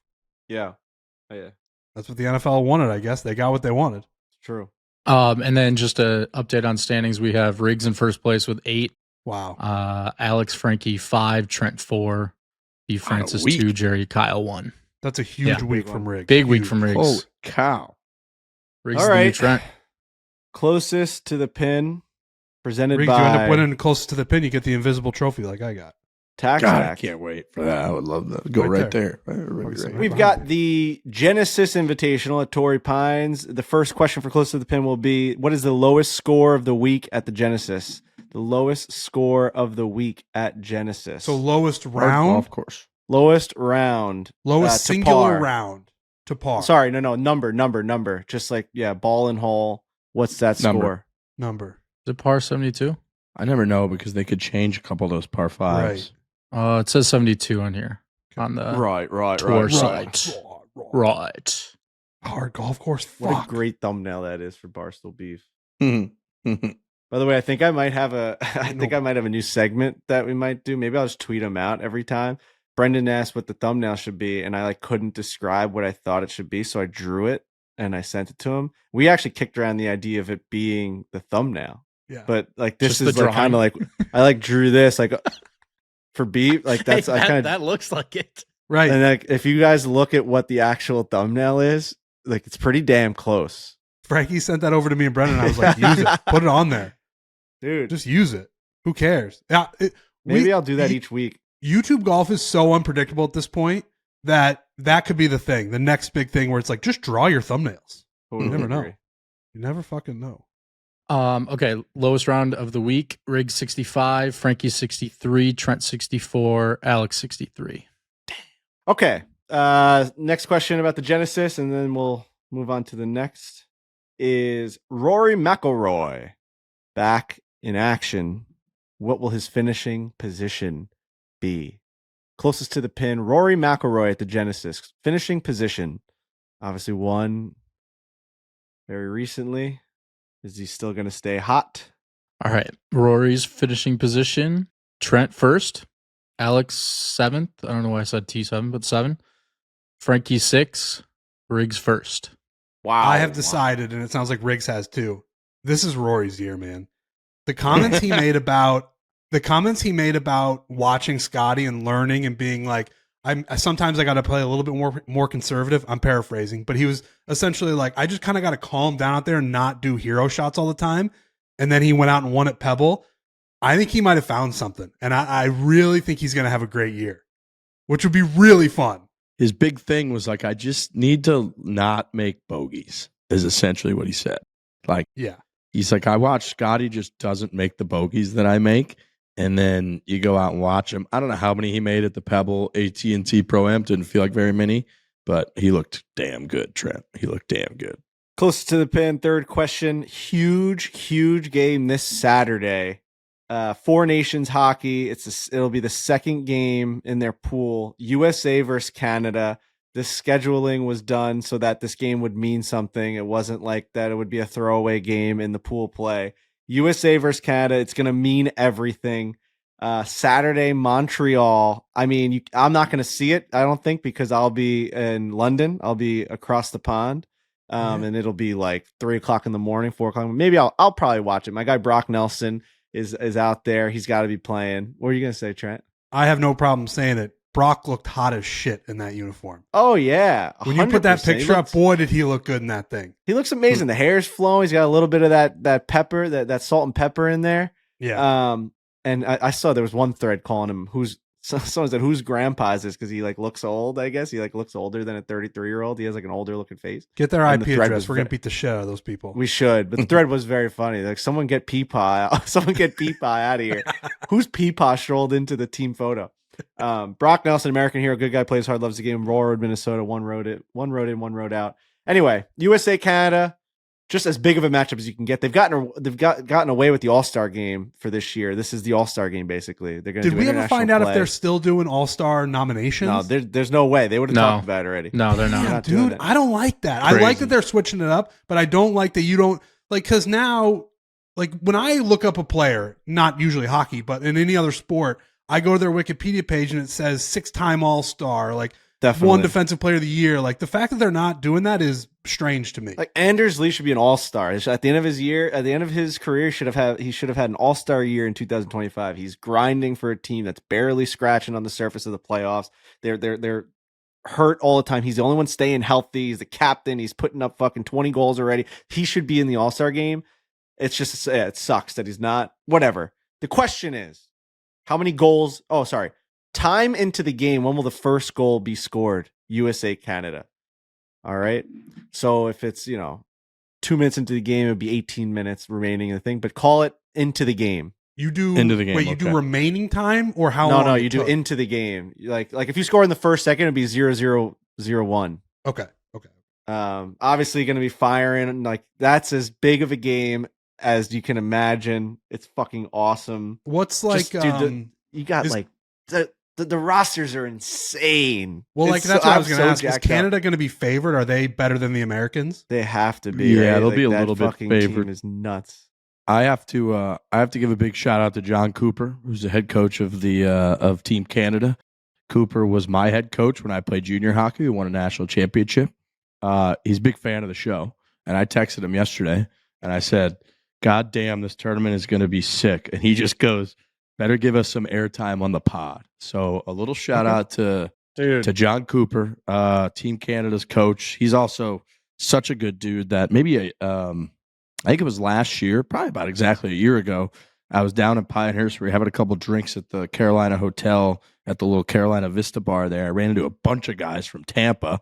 One guy was decked out in like Tampa Bay Lightning gear, and they were going on and on. I was like, "Oh yeah, I played for Coop, whatever." And I FaceTimed that guy at like 10 o'clock at night, and he was just sitting at his desk grinding, and he picked up that call and chatted with these guys for like 3 minutes and was just going nuts about lightning. But I think they were literally making like lightning bolt sounds at him, and he loved the whole thing. So Coop's the man, but obviously we got to root for Team USA here. Got to root for Team USA, but yeah, I mean, you're talking like McKinnon, Crosby, David. It's and even the defense is, our guy Devon Taves is going to be the number 1 defenseman with Makar. They're going to keep that pairing together, which is nuts. That like Taves is texting me yesterday how the baby's doing, asking for sonogram photos. I'm like, I just checked, you're the number 1 defensive pairing. We traded that guy for a 3rd round draft pick, man. You got to be fucking kidding me, Lou. That's fucking nuts to me that we didn't sign that guy. Crazy. Honestly, the world shifted. There was a fork in the road, and we took the other road aside from Devon Taves, and things just kind of like went this way, which is he won a cup, the whole deal. Anyway, all right, we got our answers in. Okay. We got Riggs 609, Alex 933, Wow. Frankie 559, Trent 2 minutes and 18 seconds in first period. I didn't know how to list We're all it. expecting. I don't know why no you one, worded nobody after 10 minutes. They're just thinking the goal's going in. I feel like those are Goals. always like, even in Olympics, like it always takes a while to get it going. But It does, because the goal, like the defense is so good. It's always like 2-1 or 3-1. But I'm thinking second game they're gonna have a good flow, a bunch of practices. Like someone's gonna score, someone's gonna take a penalty and get a power play early. And the final question, closest to the pin, I referenced the Beatles the other day. Hopefully you guys listen to some Monkeys. Hey, we're the Monkeys, bro. There's a couple songs on there. Monkeys with 2 E's. I did that thing where I just listened to the same thing over and over and over again. Dude, Same. Listen to a song called "The Last Train to Clarksville" and tell me that's not the Beatles. I'm gonna write it down. Okay. Last Train. I mean, you guys know "Daydream Believer." And then I saw her face. Now I'm a believer. Shrek. That's I know that from one. Shrek. Yeah. That's Shrek song. That's not the Monkey Daydream song. Believer and Homecoming Queen. You never heard that one? Oh That sounds God, familiar. you guys are in such a fucking in for such a treat. Last Train to Clarksville is just, if I played that for you, you'd be like, oh, what's this Beatles song? And to reference the Beatles for closest to the pin, I do not know the answer to this. I didn't look it up. It's just something that has been on my mind because Robbie Fox texted me the other day and goes, dude, how crazy is it that if the Beatles, and I may have said this already, if the Beatles started and they came out with their first album in COVID, if they got together and they were the first album in COVID, I saw this they too. would have already released their final album like right now. That's how quick. So like, think about in our time, how quick that has been, right? Like I'm thinking about, I can already picture putting the chairs up at Borelli's, knowing no one was going to be there for a year. Like that's when they started. And then you're telling me they're no longer a band after that. My question is, how many songs did the Beatles make? Oh, fuck. I have no idea. That's Bro, I don't know what the answer is. Well, like, you know, That's you a think good about dozen 4 question, years. too. You think about 4 years or whatever it was. Like, that's fucking nuts. It could be 12. Like, for some bands that have no fucking, you know, they have no talent. It could have been, whatever, 30. But I think the Beatles number is insane. I think the Beatles number might be insane. I will say what got me interested in the Beatles, weirdly enough, was learning that their entire run was like 9 years. And you look at the picture when they started, when they got the whatever, those weird bowl haircuts and whatever, and then they take a bunch of LSD on the road, and at the end they're all like, they look like crazy people. It's great. Like, and it all happened in 9 years. That's nothing. I think it's less than 9 years. yeah, wasn't it? dude. Their It's first like album, 4 last years, album? 9. 5 years. I think their entire run was 9 years. That's what I remember when I first started getting into them. But maybe I'm wrong. All right. I'm just going to, I mean, we're going to be way off on these numbers. I don't either. I'm just going to I'm throwing a crazy one out there. I'm throwing a crazy I'm number just out there. throwing a number. I'm throwing a trotty number out there. He thought Caitlin Clark was going to have like 70 rebounds in a game. Whatever that was. It's like 70. It was like 71 assists or something. Okay, I have no idea. We got Riggs 216, Trent 267, Frankie 198, Alex 176. All right. Wow. All right. We're all kind of ballparkish. We're all kind of similar ballpark. I mean, yeah, nobody I bet- said like 800, so I think we're all right. I bet my mom listening right now might know that off the top of her head. I bet she might nail that. She's a huge Beatles fan. Yeah, That's closest to the pin. I think it was like, I think it was about 7 years. The That's end of even crazy. 63 to 70. So it's like almost like 6. Jesus. Really trying to get that number down.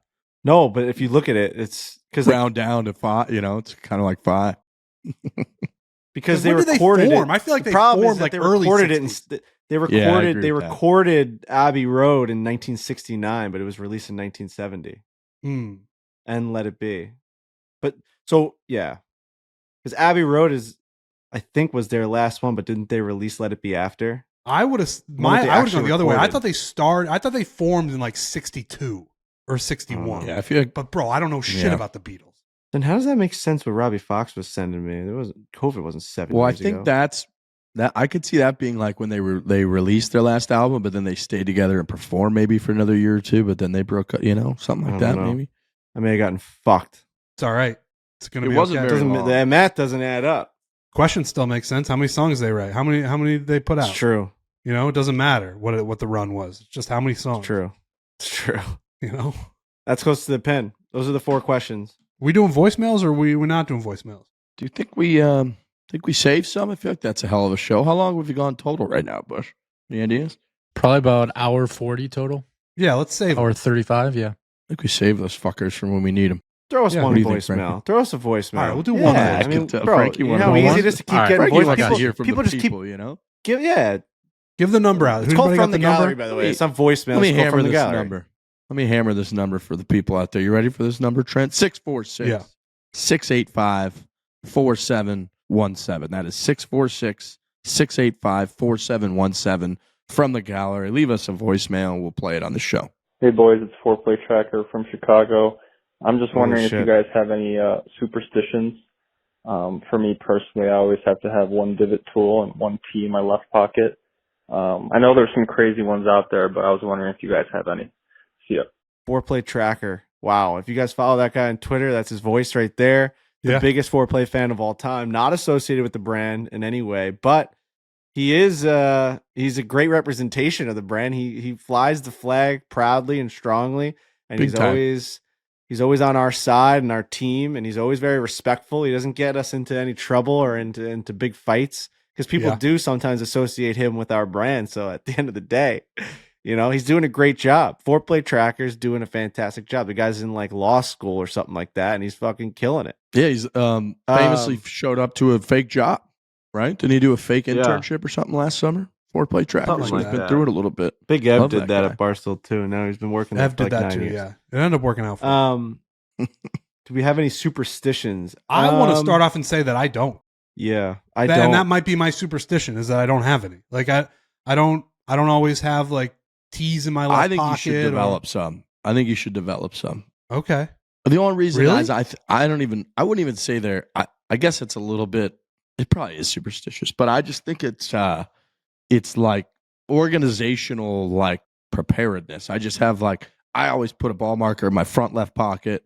I always put tees and a divot repair tool in my front right pocket, and I always put my glove in my back left pocket. So sure, that's superstitious maybe, but then it's also like kind of like walking out of your house and like making sure you got your keys, your wallet, your phone. It's just like when I roll up to that first tee, if I don't have all of those things, then I feel like by the time you never really recover. And by the time you get to the fifth hole, you're still like marking your ball with like a tee, or you're asking somebody if they have a marker. So that's kind of the only reason I really feel like I do it, is just to like have shit ready to go. You know what I mean? That last part is when you start swerving into superstition lane. I think originally it's routine. Yeah. You're just sort of like, oh, I want to be prepared when I'm out there. But when you said like, I didn't do it on the first hole, so now there's no going back and the whole round is fucked, that's superstition. But like, Yeah. I don't have Right. any of that. I don't like, I'm never like, if I forget to put my, like, I always put my glove in my back left pocket, but it's not like a deal breaker. It's not like when I check for it when I'm about to putt and it's not there, I'm like, oh, I'm definitely going to miss this putt. I'm just like, oh, I must have put it in a different pocket. Yeah. So routine and superstition are very close together. There's a line there that you can cross, but they're pretty similar. Yeah, superstition means like you have to do that in your mind to get something done. I definitely put my glove in my right pocket, back right pocket, because I'm a lefty. So like I grab it. So that's But different. it than you doesn't guys. make or break whether you're going to hit a good putt. No, I mean I would definitely feel weird putting it on the left side. I've never done that in my life. So like I've always every single time I've ever put a glove in my back pocket, I've put it in the back right. Dude, Yeah. Like I right always on top notice of my phone or whatever. Alistair does something I've never seen before. He keeps his glove between his belt and his shorts instead That's of weird. in a pocket. I've always noticed that. I've never really seen anybody Maybe else he do puts that. he puts his like book in the same pocket that he would have put his gloves. Yeah, He so, doesn't want yeah. to keep like It's a good point. Hockey, I'm crazy superstitious. Like I'll legitimately put on the right version of every single piece of equipment and before I put on the left one, and I'll never do the other way around. And I believe that if I switch it, I'll get severely injured, maybe maimed. Like I just can't do it. But I feel like hockey people are more superstitious than golf Yeah. folks. you're definitely Yeah, superstitious. life then. superstitions. I always pretty put my left shoe on superstitious. first. I always put my left shoe on first. Damn, I don't even know if I do that. Yeah, see, That's I the always only go one. right shoe first, 100% of the time. I've definitely put both shoes on. Like today, I went and shoveled. I fucking shoveled This again. boy can't stop shoveling. I mean, yeah, we got a little flurry last night. It was nuts. Oh, No my shoveling And here. I think I may have put it on. Like I put a boot on with my left foot for sure. Put it on my left, but I've put on with my right all the time too. it is weird thinking about like if I put my right shoe on first, I would freak myself out. Yep. And that's What? not a good spot to be mentally, I don't think. Like my Put it whole on right- day Put it on today. I won't do that. Like Don't. that, like, You're gives me, like, superstitious. It's going good, Trent. Don't I can fuck it feel up, it. man. I can feel Frankie, we had a Don't good fuck year. it I up. can feel the buzz in my hands like if I I'm were to saying, put my man. right shoe on first. Right. People stop. And it's so far it's worked out like, fuck. You know? I said I don't have superstitions in golf, and I really don't. And I'm actually comfortable with that because it feels like I have a free mind. I'm not tethered to whether or not there's 3 wooden tees in my left pocket. That's a good spot to be. Am I the worst golfer on this podcast right now? Yeah. But I feel like I'm free out there on the golf course. I don't like that I'm really attached to putting my left shoe on first. I cannot put anything on my feet that goes left before my right, whether it's like skates, shoes, golf shoes. This is so crazy to me. Ski Maybe I have boots. something wrong with me. Well, Right that's foot definitely true. But first every aren't humans just like the weirdest people? Uh-huh. It's a stupid thing to say, but I'm surprised you're not superstitious, Frankie. It's like in line with everything about you. I don't, dude. There's not a single thing that I superstitiously do at all. There's not a single thing in my whole life. or are you so ingrained in it that you don't realize it? I'm trying to think of things like I don't like. There's not a single thing where it's like, oh, if I don't do that, I'm having a bad day. Like nothing's not even coming before up to bed. Me. Like before bed, you have to do something. That sounds like Alex Bush has something. Alex Bush, what do you got? No. I don't want to share mine. I got like 30 of them. We don't have to. Well, no, like you do like the same stuff. I gotta take my contacts out. I gotta brush my teeth. I gotta put on facial moister. That's like well, this is what we're saying. I don't like, have to. I can miss those things, no problem. It's not like I'm gonna die in my sleep. I miss them all the time. I don't know. No, I think that's a good place to be because it's those things are routine. It's if you didn't put face moisturizer on, you'd be like, I can't sleep. I got no sleep last night. No, because I fucked that up my doesn't happen to superstition. me. No, That's good. That's mentally.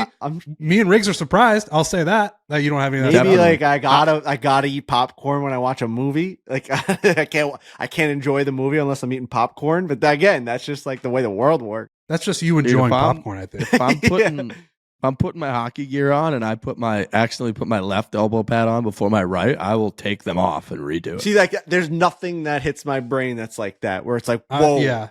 I would rather cut off my own hand than put my right shoe on first. Same. Dude, I would What?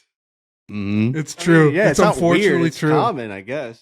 It's almost like it's like I'm just so far I've staved off Final Destination stuff happening to me, and I feel like I don't want to welcome it by throwing the universe off. Maybe I do put my left one on, but I don't know that it. Yeah, I probably more often than not put my left shoe on first. But like I think if stats like this existed, if like somebody was able to come down, a statistician was like, here's all the things you've done, like how much water you've drank over the course of your life. I think when they got to the left shoe part for me, they would be like, this is Joe DiMaggio of putting on his left shoe. Like he's been doing this. They would like have to check their records again. They'd be looking at their clipboard like, this guy's done this every day for 24 years. That's insane. But it's true. Good. Bush has got like 30. I love that. I don't even want to go down that rabbit hole, honestly. No, you don't. You do not. I really don't. Do you change stuff after the Chiefs beat you every year to try to change the juju? Some of them have to do with sports, but a lot of them are just a bit like what's that episode of Seinfeld where he starts doing the opposite of everything he was doing before, and his life gets way better. If you, Alex, not to ruin your life, but if you flip everything, the Bills might win a Super Bowl. I was just say that with Riggs. If he starts putting things in his right pocket, maybe the ball will find the fairway a little bit more. Golf. I know. I thought about that. I think you too. might, pulling things to the left. Thought about that. Oh man, that's not a bad idea. Change the weighting.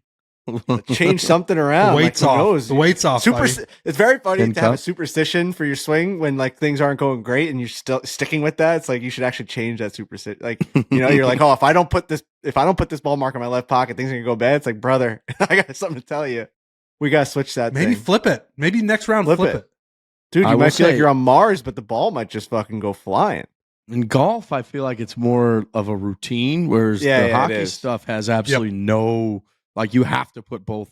You have to put both skates on. I understand wanting to be in a good mental state for hockey, like a physical sport. Like if you go into that sport with any sort of doubt that you're going to be like healthy or like that you can achieve it, then you got to just do whatever you got to do to get through that. You're going into battle. Like golf's a little bit different. Like I feel like guys that have like, I don't know. True. I just think like you just don't want to like doubt yourself out there, like skating 20 miles an hour with like blades under your feet. The stakes are too high. It's like, I don't need, right. Like if I just change this up today, I could suffer like a life-changing injury. Whereas You just golf, don't. it's Yeah, just- you need 100% confidence. Whatever gets you there. At the end of the day, what all of these are about is trying to have control when we have no control at all of anything. Yeah. And trying to get yourself in a mental state where it's like, oh, if I True. do this, it's going to equal a result. It's not true at all. Well- but I'll tell you what, when I wake up tomorrow morning, my left shoe's going on first. 100%. Alex actually like knocked something out of my brain that reminded me. I used to have a bad superstition with watching sports. From the Nassau Coliseum from the age of like 8 to like 16. So a long part of my life, I had to get popcorn in between the first and second period and Carvel ice cream in between the second and third. And if I didn't, I felt like the team was going to lose. Now we're getting to it. So, but Mhm. like, I We're didn't talking. remember that because when he said when it has to do with sports and like I feel like they're gonna lose, that I did that for like a long time. But There I you go. don't. You're one of us. I don't do that. I go to every single Island game still. I don't do that anymore. So that's why it's not like the top of my mind. And how but are I they playing? definitely How they been used- playing? Well, they haven't won my whole life. Let me tell you something, Trent. It didn't work back in the fucking early 2000s. Definitely didn't work. My God, they used to have a huge sign on the board on the scoreboard that said, "Everyone find a seat down by the glass." Everyone would just come down. Oh,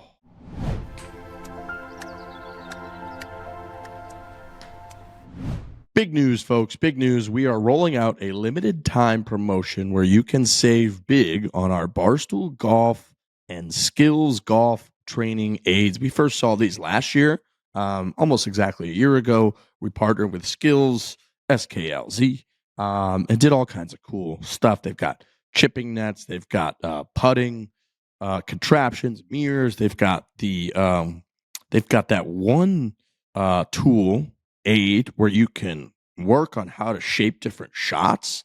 That thing was very cool. We used it out at Saguaro Point. Now through Sunday, February 16th, you can get the Riggs Birdie bundle and the Breaking 90 bundle for 20% off online at Golf Galaxy and select Dick's Sporting Goods locations. Again, we've got the Riggs Birdie bundle, the Breaking 90 bundle for 20% off online. So go check them out. This stuff's great, and they partner with us on it. yeah, this has been a great partnership. It has been. There's a lot of good ways to prepare for a round of golf. It doesn't have to just be the training aids too. They have that swing stick that Thing's really awesome. you throw that in your bag and you can't make it to the range. It's a perfect way. It's got the weight at the end of it and it really gets your tempo down. You don't want to swing it overly too much, or when you come down too quickly, it'll start to whip on you. Getting that thing to feel nice and smooth when you're swinging it is a perfect way to start your day. Do it in the parking lot, throw it back in your car. That's what I do. It really just loosens you up, makes you feel good.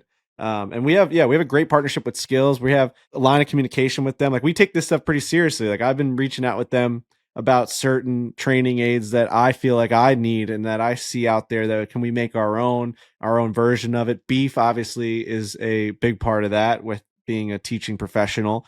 He loves all of these different training aids and how you can incorporate them into your day. But like we have a new one coming out in the fall that's going to really help with keeping your arms together. And, you know, a lot of the times I realize when I watch my swing, my arms kind of like chicken out from time to time. If I take it back, my elbow will not be kind of connected. And you have those types of training aids that keep it all nice and solid. And I want to find that slot again. And I know you watch Rory McIlroy using them. You watch Scotty Scheffler using them. Scotty Scheffler still to this day uses a 6-iron with a grip on it that he grips the club and it reminds him how to grip a club. Incredible. The best golfer in the world uses a training aid grip on his 6-iron for practice. So you're never, it's almost like if you talk about you're not too strong or too manly for therapy, like you're not a good enough golfer to not be using training aids. It's as simple as that. You got there's a reason why there's a huge like industry around them because people need them. Fundamentals, baby.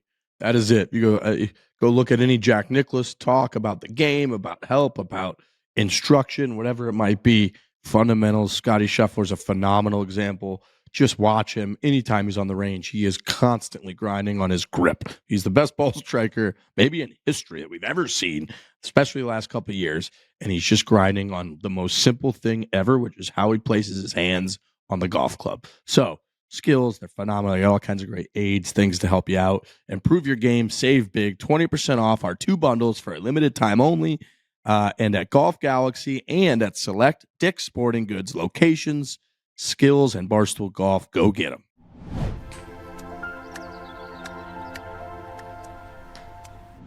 Frankie, safe travels to London.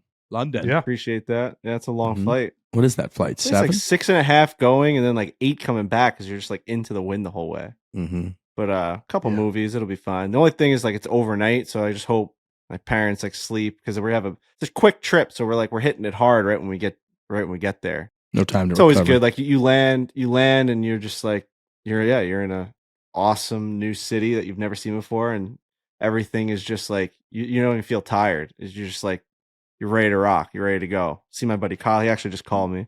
I haven't let him know anything of what's going on. I'm going to his house in another country. He's like, you want to let me know what time you're getting here, all that shit. It's probably good. Little Valentine's Day trip. It's beautiful. It is a Valentine's Day trip. Oh, We're yeah. going to see the Lion King on the West End and their Broadway. Phenomenal. I've never seen it. It's supposed to be the best show it's like ever been made for live Broadway. Like it's always number one. I've just never seen it, so I'm pumped to see that. Hell yeah. I love The Lion King, but I haven't seen the play, just the movie. Yes, sir. All right. Well, happy Valentine's Day, everyone. Enjoy the weekend. I believe Monday is President's Day, too. So we got a couple holidays coming up. So enjoy the kind of holiday weekend. Enjoy Torrey Pines. We got a hell of a field out there. Let's go, Rory. For Trent and I took him to win the tournament. We'll be back on Tuesday. Hit it hard. Hit it hard. Hit hard.